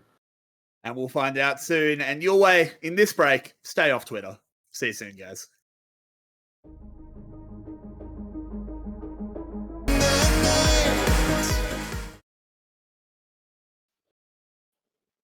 We are back, and it is Game 3. I did not think I would say that today for Team Flash versus 𝘀WWE Esports. Team Flash lost the last game, but not without a fight, or rather, not without 𝘀WWE just giving them a lot of chances. Or how would you frame that, Rebel? I'm liking the idea now that perhaps 𝘀WWE is big-brained in that they're giving themselves more scrim time by just taking more games. So they throw game number 1 and they get to practice a little bit more. That game was a better display from 𝘀WWE. They're still over-aggressive. They're still not, I think, playing to what should be proper setup timers pretty much across the board. And it's giving openings for Flash to try to get gold into certain members. The biggest one was 𝘁𝗀. I think that was really their problem, was they allowed this Caitlyn to try to spike through what was effectively like the second item. And once you get onto the third item, the Stormrazor, the Infinity Edge starts getting built, all of a sudden problems come about. But at that point, they had already had the gold that they needed to really win team fights, and that was all that was necessary. Plus, the team of rookies threw a little bit during the course of that later game. So there were problems that came about for Flash, but yeah, it's problematic from 𝘀WWE if this does happen to be a worrying trend of theirs, that they just can't seem to figure out exactly what they want to do in the earlier stages of the game and call more cohesive plays. And I'm sorry that I have to bounce back to Rebel Clockwork, but the Syndra pick is one thing I want to mention, because you were feeling a little bit of pain because of the Syndra pick, but it turned out to be a really good pick in this series for both teams, with 𝘀WWE or Flash having the first pick. They might go for Syndra. See, now, the thing with Syndra is, I hate the champion. There's a very limited number of people on a list that are allowed to play the champion, and my general kind of premise for allowing someone on this list is they have to show beyond a reasonable doubt that they are capable of hitting very high-value stuns and multiple target stuns. I've seen Blazes too many times not hit them, but that game was an actual indication that maybe he is allowed to play the champion. I'm not giving him the pass yet, but at minimum, and not at B1, never at B1. That is not a champion you blind pick right now. There's way too many answers to it. But Blazes has had good performances on Syndra in the past. This was another fantastic performance by him. I think it was one of the biggest things that was helping the team really kind of help hammer down some of the early game plays. I don't like the idea that the champion has to be B1. If that's what's causing them to win, I think there are better options. But nonetheless, I mean, I agree. The Syndra was very valuable. It's worthwhile taking away. Both mid laners seem to really want it during the course of this series, so maybe that is at least a play for both sides now. Maybe our Italian brain powerhouse Clockwork has something up his sleeve for the B1 for Flash this time. If it's not a Syndra, might even get banned though. Okay, so I hope it's not the Jhin. Vit has played a punishable amount of Jhin, so that's always the disease that can happen to any team in the VCS, the B1 Jhin. I'm sorry, I don't want to personally offend Rebel, but despite his hatred, Syndra did actually what 𝘀𝑠ury wanted to do. This game was textbook for 𝘀𝑠ury. They played towards mid lane to unlock Blazes as soon as possible to then contribute to other lanes. And this worked very well. Blazes was very much further ahead. He took the first tower, also thanks to the Herald, if I don't remember wrongly. So yeah, the Syndra was instrumental to how they want to play. And in this situation that 𝘀𝑠ury now find themselves into, that they are kind of struggling a bit with their identity, falling back on things that they know are going to work is going to be very precious. So I will not be surprised if they choose to go for the Syndra again. Okay, maybe even a ban-worthy champion then for one of the teams. Okay, there's also other mid laners that Blazes is proficient on, like the Rise, like the TF. Of course, they are not making full use of the new crown item as well as Syndra, but I still think they are valuable, and they should be valuable to 𝘀𝑠ury especially. I feel like talking about the game and having the Syndra as a comfort pick and a good pick for both teams right now, I feel like we also have to talk about Killer Queen and the Viego versus AD Assassin that wants to jump in pick, because Viego felt way more solid and a little bit more forgiving of a play style that you don't have to go full ham.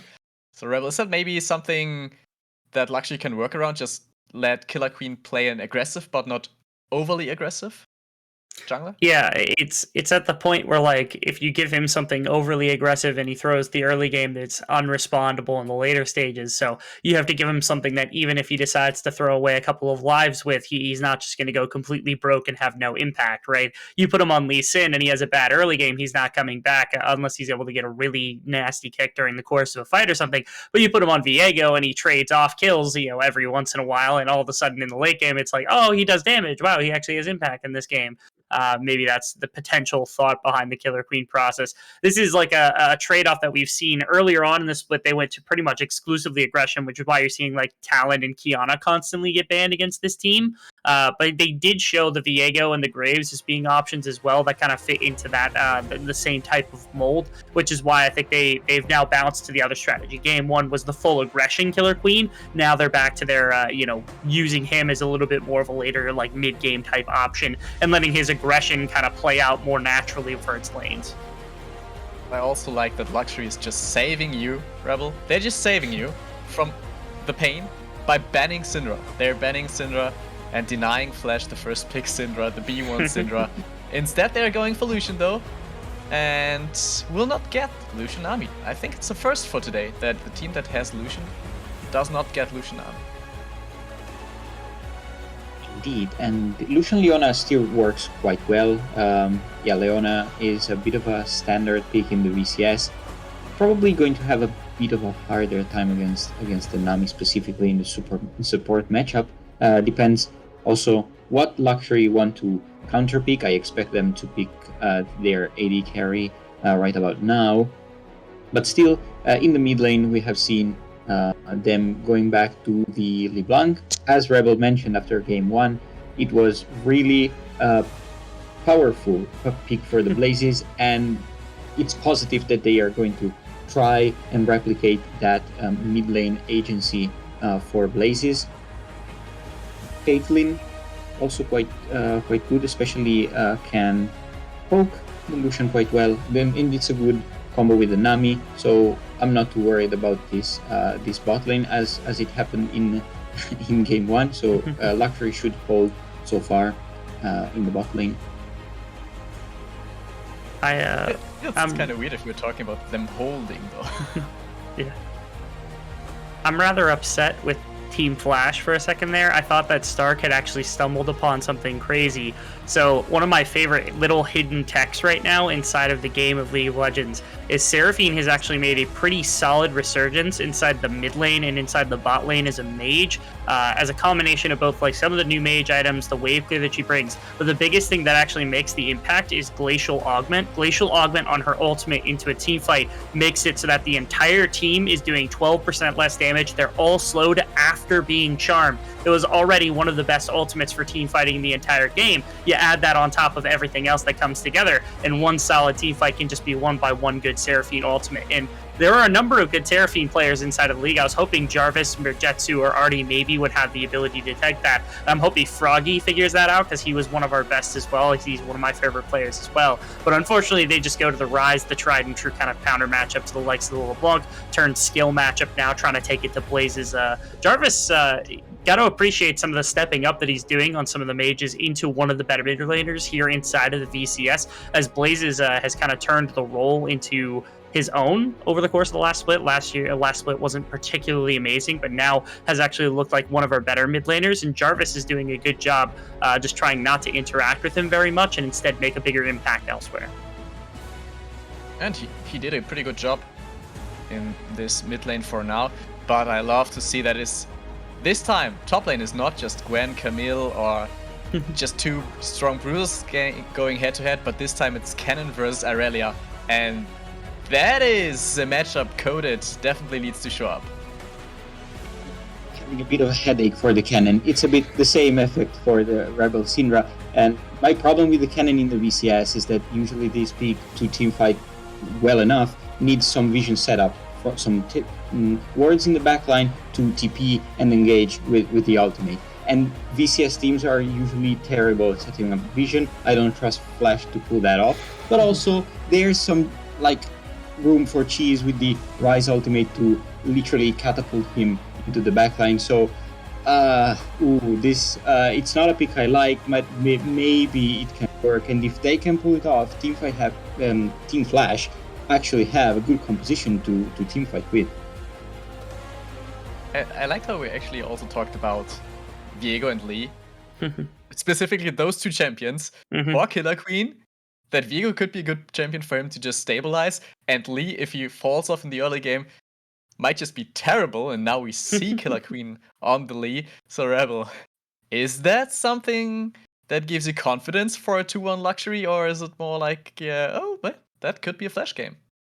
It's the combination of power between Blazes and Killer Queen in a 2-on-2 duel early feels like it will outmatch what the Ryze and the Viego bring immediately.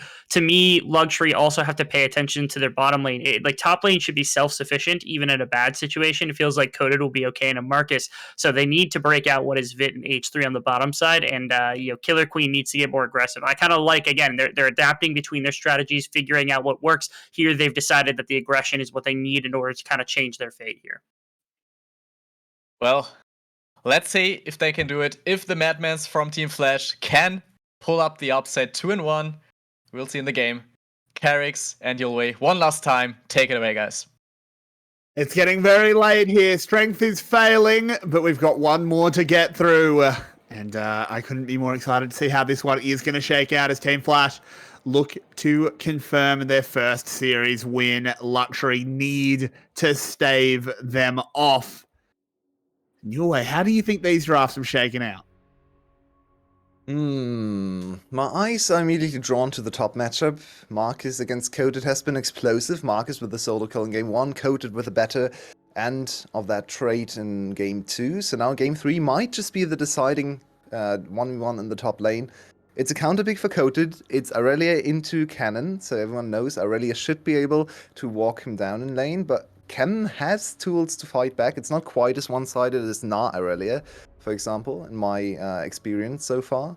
So let's see what Marcus can show us. If Marcus controls top lane, maybe even gets a kill there, suddenly Team Flash is in a decent position to maybe contest for the series. But yeah, bot lane as well. Wow, that's an aggressive all-in. Level 1 Leona. I hate when level 1 Leonas do this, because she's barely a champion, and the other team has Nami, the best level 1 support. It's even worse. This is something I think Rebel brought up on broadcast yesterday, I think, where we were talking about supports that can actually use the new glacial augment, and Rebel said Leona doesn't really want to use it because without Aftershock, you're pretty squishy, particularly at level 1, and we saw how that trade went. If that's an Aftershock Leona, he doesn't take nearly as much damage. Sure. Initially, it looked amazing because there's so much on the screen, right? So many particles flowing around, all the glacial freezing going on. But then you just realized, yeah, they have Nami, Caitlyn. They just out-trade you every time. And Leona can't do anything after the initial engage. She doesn't deal any damage. Look at this. This is a horrible state of the bot lane now. All the potions already... Not all of them used, but they're beginning to wear down. And 𝘀cie_//, Dante, I should say, actually just looked at the Viego picture and thought it was 𝘀cie_//, again, but this time Dante on the Viego. Can he turn it around? Ganking now is dangerous because you'd lose all of the experiences for the minions, and also 𝘀cie_//is actually here, so nice and wait, using the pressure. Disaster. He skipped his red and went to Krugs, and I don't think he has any way to read that this is even happening. And that's really nice adaptation shown from the side of 𝘀cie_//. In game 2, they started off with a top lane focused invade, using their power in top lane to make sure their jungler gets a head start. This time they use all the pressure and the great trait in bot lane to do the same again a little bit later. Not an early game invade, not a kill, but still a buff steal. This sets Dante behind on Viego, and the Lee Sin controls all the pacing. He might even go for double crab, but we see Dante moving, sprinting towards the top crab, so he doesn't lose that as well. So he should be fine overall, but losing the red buff means his early ganks are much less threatening. Good trade there out of the luxury bot lane. That bubble landing did make a bit of a difference. And he's back. In a return. 𝘁"ccie's got a trap behind him. Has to take an unoptimal path here. Ooh. Another bubble landing. This Leona's in trouble. Artie does have flash though. It's just a lot of summoners burned, but they do manage to live. This forces flash from Artie and 𝘁cie, which means they can't do anything in the lane anymore. They can't even engage in the 2v2 because it's so risky. If you overstay as Leona now, you don't have Aftershock. We already talked about this. If you get out-traded and engaged, you just die. So Artie now is barely a champion because he can't look for engages. The 2v2 is already horrible for their side. So I expect Artie to go back, desert the lane, just say, well, it doesn't really matter, 𝘁cie, if I'm here. I can't help you in this lane, so don't die, and I'm going to look for some plays on the other side. I'd like to see them using their decent setup in mid and jungle to maybe accelerate the top lane a little bit. 𝘀cie is very overextended, but playing it safe, not going for tower hits. I'd like to see that. Yeah, well done there. That's probably the perfect bit of decision making, as this Irelia with the early push, but still quite a bit down in CS, considering how early on it is, has about a wave down. Not too surprising in a range versus melee matchup. This Irelia will eventually be able to flex her weight as she scales on up. She still is kind of full build at Vamp Scepter. Love that. Each 3 doesn't needs really a bit more. look super comfortable on the Nami, I have to say. Using his spells a little bit too liberally. Oh, there we teleport go. coming in. It's answered immediately. It's both mid laners on their way down, but the Blazers is here just a little bit faster, as is 𝘀cie_//, but it's going wrong. Team Flash, they're not going to get the first blood. That will go over to Vit, and he's moving forward now with that lethal tempo. But Flash just find nothing. Flash chasing a losing play already. Their bot lane is in a bad position, and then they try to help them out.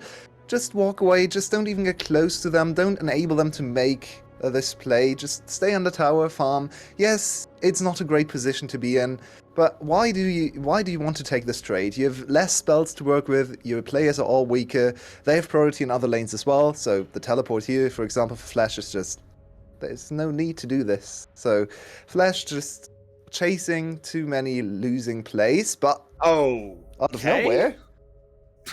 Sure. Dante just stuck around for a little bit. 𝘁cie manages to find a kill back.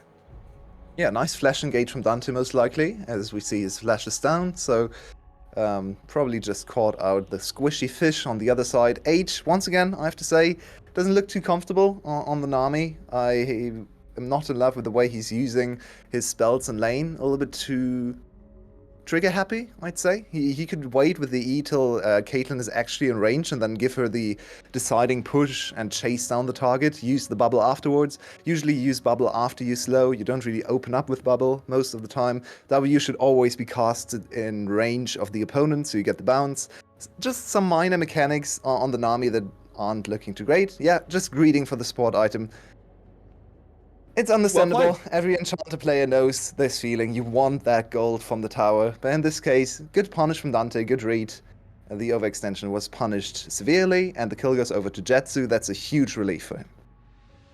Yeah, it for sure is to keep this Lucian relevant, keep it in the game as they continue to move on. I do still agree with you. I need to see 𝘬𝗏 leave the lane. I want to see what he can do on the roams, if he can go mid. Even maybe all the way up to the top side to help out Marcus, who, yeah, it's begun to swing back. What do you know? Irelia has a Vamp Scepter, and suddenly she's winning lane. This champion's great. Full build. Yay. Yep. Full build.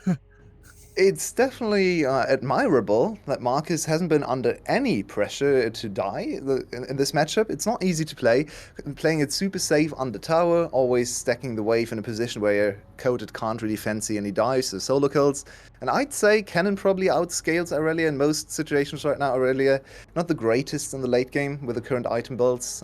You can always pressure side lanes, of course, but we earn the VCS. What is the side lane? We're going to teamfight anyway. So Marcus is doing a great job at containing 𝘀Xuary's best player. Yeah, so far, he's doing a good job on that. Dante will pick up an uncontested first Rift Herald. 𝘀Xuary not interested in this one, taking a page out of 𝘀𝗀's book perhaps, as they just trade it for a Drake on the other side of the map. We had 2 kills at 9 minutes. This is a tense game, not quite as action-packed as we would like for the last game, but I think the fights are going to come sooner or later, and hopefully on a Chemtech Rift. I'm ready for it. We hadn't had one today.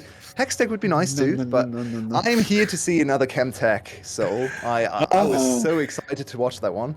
I haven't been able to cast one of those yet, and we are closer and closer to one of those, because 2 of the traditional Drakes are already gone. Yeah, we will very likely get a new Rift. Whether it is Hextech or Chemtech, we'll find out soon. Well, we'll find out in 5 minutes, in fact. Blazers, moving back to the mid lane, is just farming up. Look how far back 𝘀𝗏 is. This is so much respect being shown.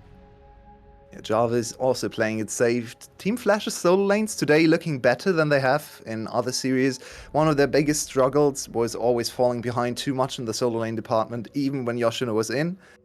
But 𝘀𝗏 and Marcus definitely putting up a great show today. Maybe not the strongest laning opponents on 𝘀Xuary's side. They're not 𝘀𝗏, they're not 𝘀𝗀, they're not Cerberus. So the real powerhouses in terms of laning are going to come later for Team Flash. I believe their first series next week, for example, is 𝘀𝗀. So Marcus is going to have an opportunity to show himself against 𝘁𝗏, the greatest laner of the league. But so far, it's looking promising, and I'm really taking a liking to this rookie lineup. 5 rookies? Yeah. Maybe this is the way to go.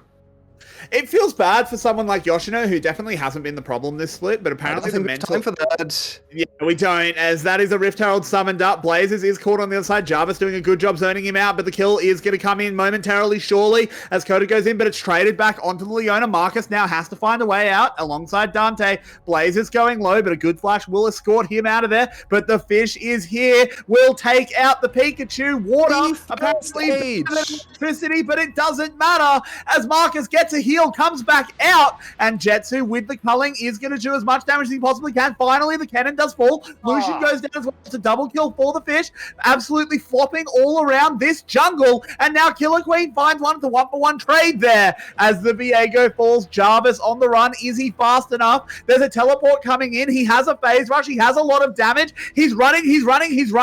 This Rise, he has to dodge one more spell. If he dodges the Sonic Wave, he's out. Yes. He dodges, he's got a Leona coming. The fancy footwork from 𝘀𝗏, but after all, why shouldn't I go for the dive? Just looking at this tower, and they're rubbing their fingers together because they really want this dive, but it's just too slow. Irelia too tanky for them to deal with. She's still alive here. She takes way too much time to die, blazes from a nice position, and now it's too much coordination required of this Flash team. But for all the Nami and Enchanter mains, don't look at your screen right now. H3 does everything wrong he can do wrong. He doesn't start with E. The bubble has there's no point of throwing the bubble this way. Always start with E, so you slow with your spells, and your bubble can actually land. Then he steals both of the kills for no reason away from 𝘀cie𝗰𝗶𝗹𝘀𝘀. This Nami is not great.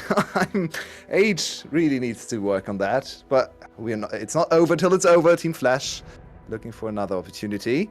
A teleport coming in, Blazers goes in, but the ethereal chain's not landing means he will immediately back off. The play continues on the bottom side, though, as one person who did not attend the scuffle in the jungle was the 𝘁_𝗁, as she now has 4 tower play. Well, it's 3 at the moment, but it's about 1 more auto attack for the 4th. Dante moving forward, a Realm Warp coming in, but they're going on a LeBlanc.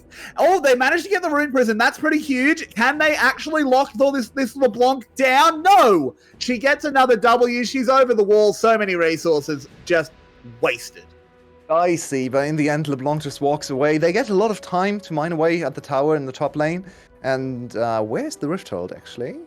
They used it in top lane, of course, so yeah, that's already gone.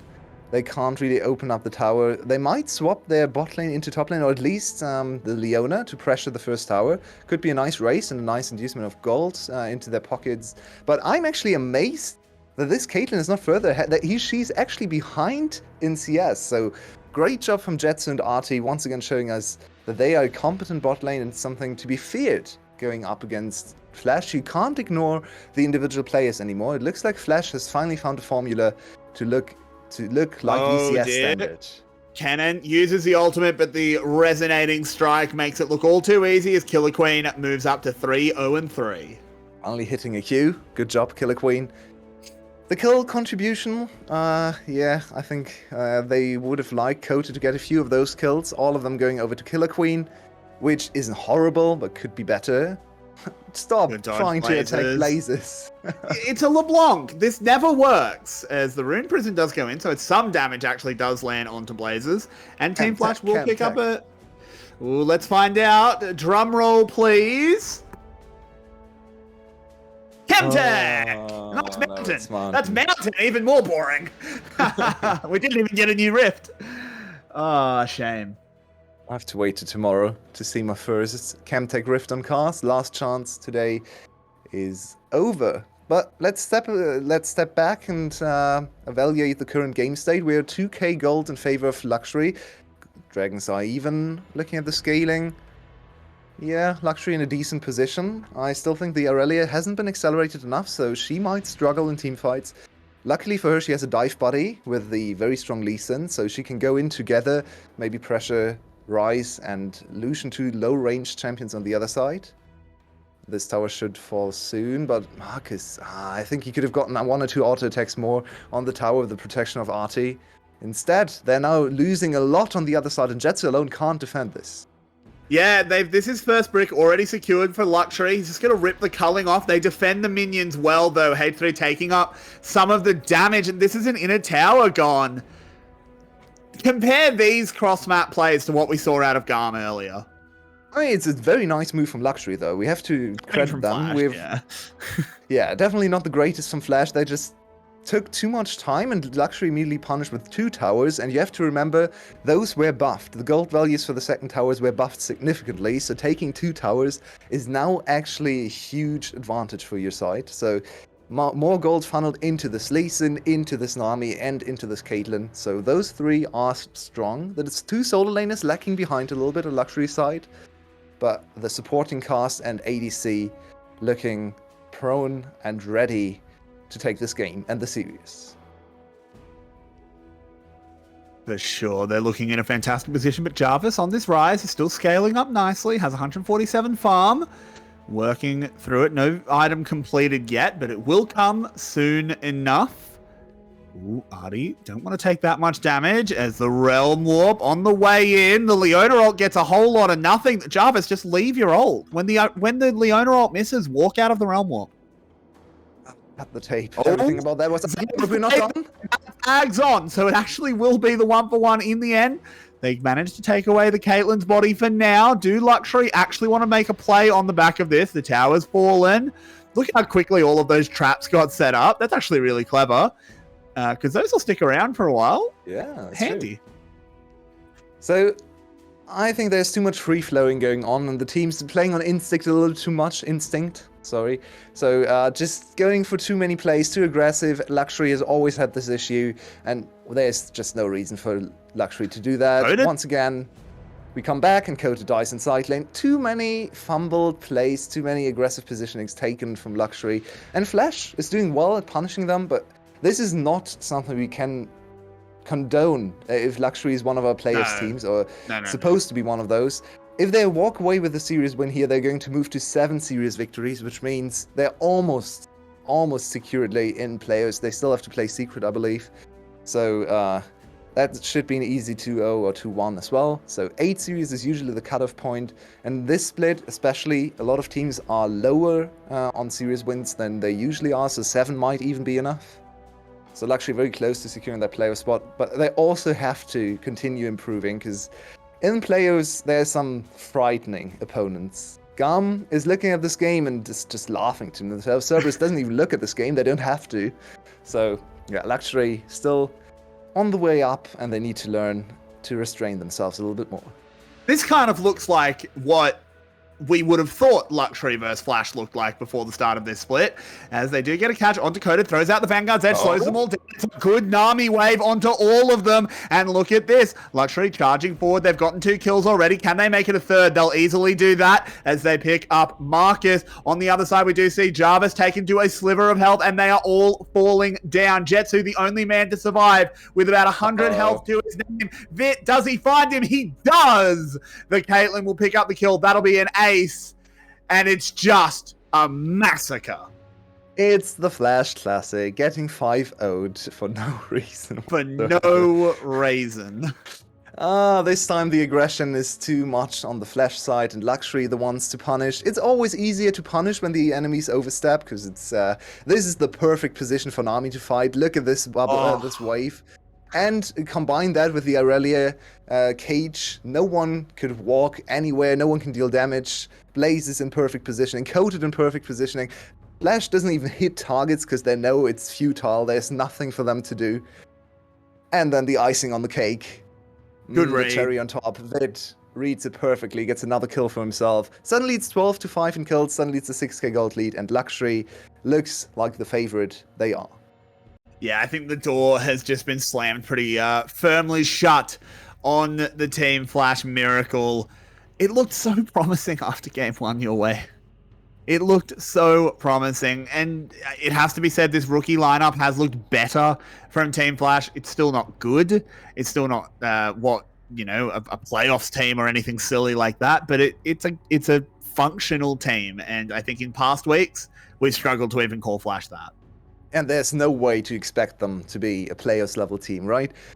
It's still much better. Their coordination looks better. They look almost freed up to do whatever they like. They play a decent laning phase. Their teamfight coordination, for the most part, if they don't overstep like we just saw on screen, looks already improved. I'm not sure how that's possible, considering the other team had 2 veterans that know how to teamfight. Both of them were part of the best teamfighting team the VCS has ever seen, 𝘀liche 2020. Collapse. Killer Queen moving in is very far ahead. No, misses the Q. Yeah, why? Too trigger happy. At least he doesn't get punished. He gets to collect another wave as everyone steps away to let the Rise scale up. 1 item secured for him.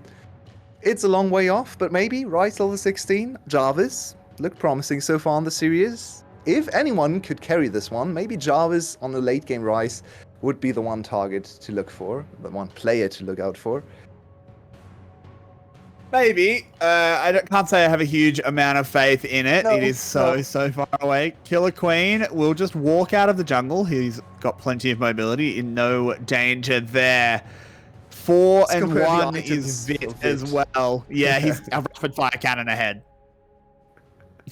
Yeah, Rise is struggling to get his second item in. 𝘁𝗏𝗺 is already on 3 items, so yeah, the Rise carry is looking very unlikely, but you never know. It's VCS after all, and it's also 𝘀WWE after all. They already, we already saw Baron steal this today. It was against 𝘀𝗀𝗆. It was a different series, but still, everything is possible. And It's in the air. Dante can redeem some of his woes some of his earlier performances. Honestly, today Dante has been looking competent. Not amazing, not bad or anything we've seen before, but a decent jungler. A jungler on the level of the rest of his team, I'd say. So that's promising to see as well, because that is one of the positions they don't have a sub for. So Dante really needs to work. Otherwise, they don't really have anything to fall back to. And if your jungler is worse in the VCS, you probably lose every series, because jungle is the most punishing and strongest position in our league. Even the bottom tier teams have amazing junglers. Penguin comes to mind, 𝘀cie𝗰𝗶𝗹𝘀 comes to mind, even though 𝘀ક્ષy is actually 6-2, so not a bottom tier team. But you get my point. Everyone has good junglers, so Dante needs to work. 𝘁𝗀 gets chunked out. One big crit out of it. We can see what this 𝘁𝗀 can do once she hits those 3 items. Just throwing so much damage into any squishy she comes in range of. As Dante puts up the smoke. 𝘁𝗀, observe this closely. This is how you play against the invisibility. Wave coming in, only knocks up 𝘬𝗿, who answers it with a Zenith Blade of his own, but gets kicked away. Vit wants it, charging forward, doesn't actually find anything. Marcus is here, has the cannon ultimate, but no real way into the fight. And Team Flash can find nothing. That wall of traps just getting so much value. Yeah, 𝘁𝗀 could have done the same in the last game, but he just failed to do it. He just died to 𝘁𝗀 on Viego. But Dante has to deal with a much more competent Caitlyn player, it seems. That is the perfect trap positioning. No way for Dante to get into the backline. Everything is warded. Look at this control. Littered with wards is the jungle of Team Flash, and they can't go for anything. Flies in onto Dante. The Vanguard's edge kind of goes the wrong way there. Doesn't really keep them locked up. It's just going to be health bars chunked out. They want Baron. They want the Baron, but this can open up a punish from Flash. They have objective bounties, so if you get 1, 2 turrets and maybe a dragon, suddenly the Baron isn't worth as much anymore for the enemy team. Baron going low, I want to see the health bar. Yeah, Flash is going to try and contest this, but Dante immediately locked up with the ethereal chains. They just have to keep this Viego away until the smite is secured. It's nearly there. There it is. Smited away. Dante gets a kill. The Viego reset train could potentially get rolling here. Marcus has access to the slicing maelstrom as well. If they're going to fight, they have to do it now. This might be the best chance they ever get as they bear on down to 𝘀ક્ષy. 𝘁𝗀 coming out, whipping some bullets into the side of 𝘀ક્ષy. Marcus, it's all on you, and bang, booted out. What can you even possibly do? And they're all going to die your way. This is a slaughter. They're on the firing line, and they are gone. Some clean Caitlyn team fighting. 𝘁𝗶, take a look at this. This is how you fight with Caitlyn. Amazing positioning for Vit all the time. Close enough to pose a threat, but never close enough to get caught by any of the engages. Marcus tries to flash on him. Immediately, Vit flashes the other way. No way to get in this 6-1. I think she was 4-1 before the fight. Super strong AD carry on 3 items, and everything was about Caitlyn. They disengaged and then re-engaged with Nami Caitlyn from the other side. Please, 𝘁𝗶, you need to learn this, but 𝘀ક્ષy showing us they know how to play this, and I'm impressed by Vit this game.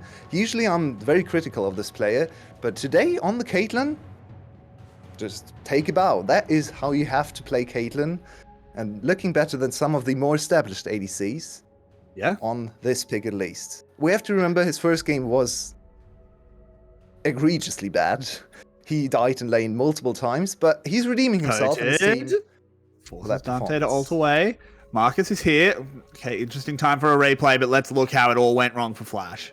Yeah, keep your eyes on Vit. By the way. He's the only important target to hit, and there's the flash. Now nothing can come in. 𝘁𝗀's even trying to dive into the backline, but he's not strong enough. Too much protection. The Nami helping out as well. Immediate exhaust on the important targets, and then it's just front to back with Caitlyn.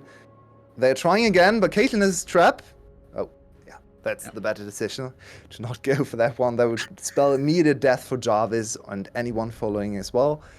𝘀ક્ષy. Now in a comfortable lead, they should be able to close this game out in the next 4 minutes. Oh, 𝘁𝗀 gets tagged up by the Sonic Wave. This is very dangerous from 𝘁𝗀, but he does have a stopwatch to keep himself safe for now.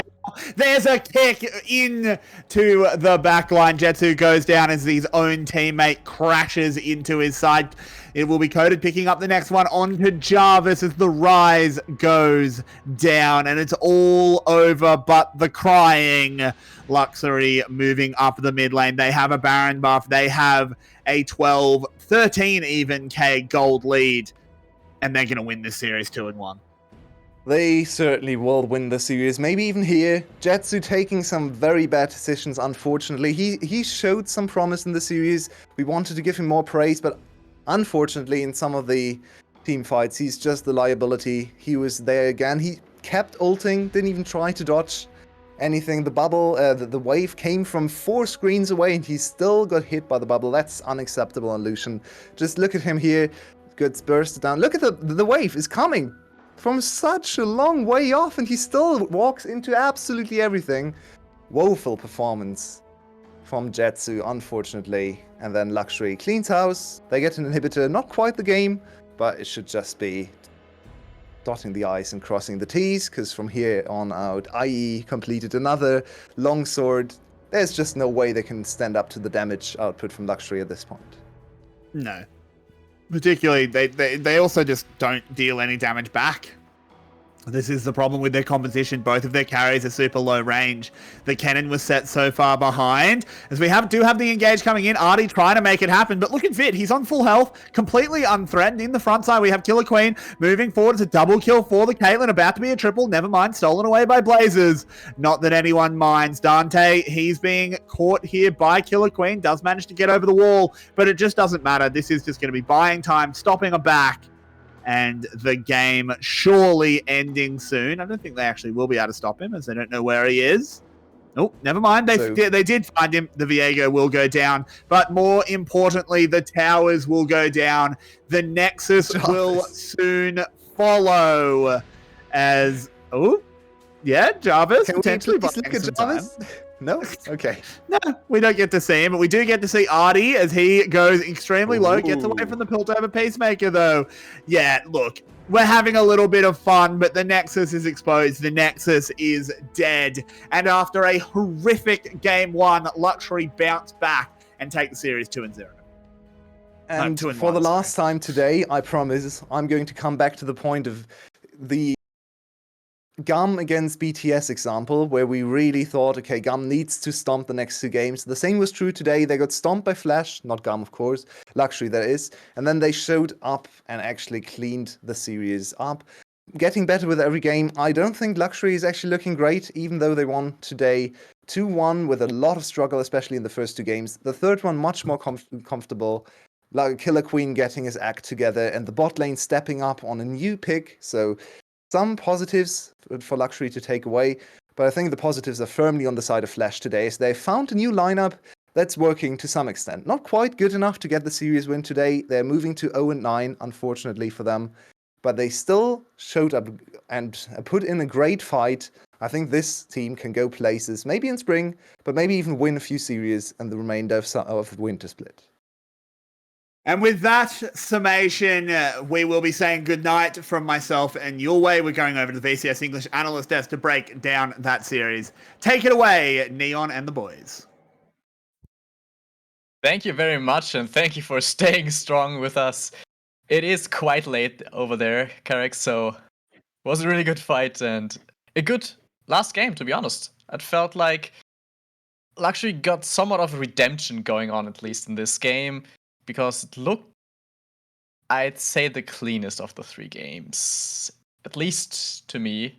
Clockwork, you're nodding. I do agree, and one trait that I noticed also is that 𝘀WWE was trying to play a bit more reactive. Of course, they had their usual moment that the casters also pointed out about overextending. That happens. It's still 𝘀WWE, but like especially in the early to mid game when there happened a couple of skirmishes in the top right jungle, for example, that they managed to react actually to Flash's invade and to punish them quite well, and that's where their early advantage actually sprung up from. So that is a good positive, that they kind of slowed down a bit and focused more on punishing the enemy mistakes instead of making their own mistakes.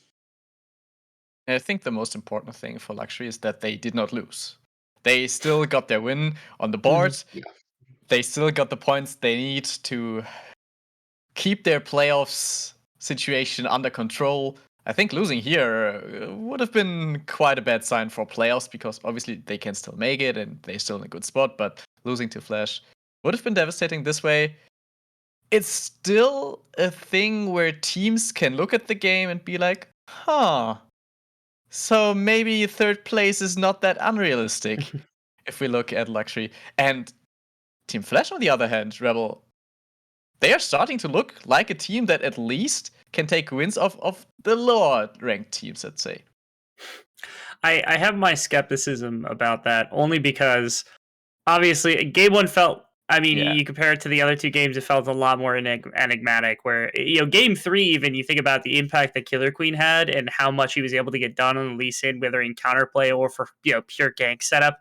And in game number one, the exact same thing was attempted. The only difference is that he failed pretty much everything, that their lanes were getting beaten down. In game three, everybody was playing safer, everyone was playing more consistently, and it seems like they came back into their own. So it's a matter of, I think 𝘀age did kind of strike when the iron was hot necessarily to be able to take a game against the likes of that team. And the other problem is they don't play Team Secret because they've already played them twice, which means that the next best teams that they're playing are VCS, who honestly are kind of in a rut. That actually might be a strike that they can take. 𝘀𝑎𝑏𝗶𝗍 and 𝘊𝗀𝐵uffalo, who have, you know, come back and they've now taken the fourth place spot from everybody else. So their competition only gets stiffer as the split goes on, unfortunately, for the side of 𝘀age. But I agree, at minimum, they're starting to grow the seeds of prosperity, hopefully, for the future. Right, Marcus looks like an improvement in terms of what they've been getting out of their lane for the entirety of the split.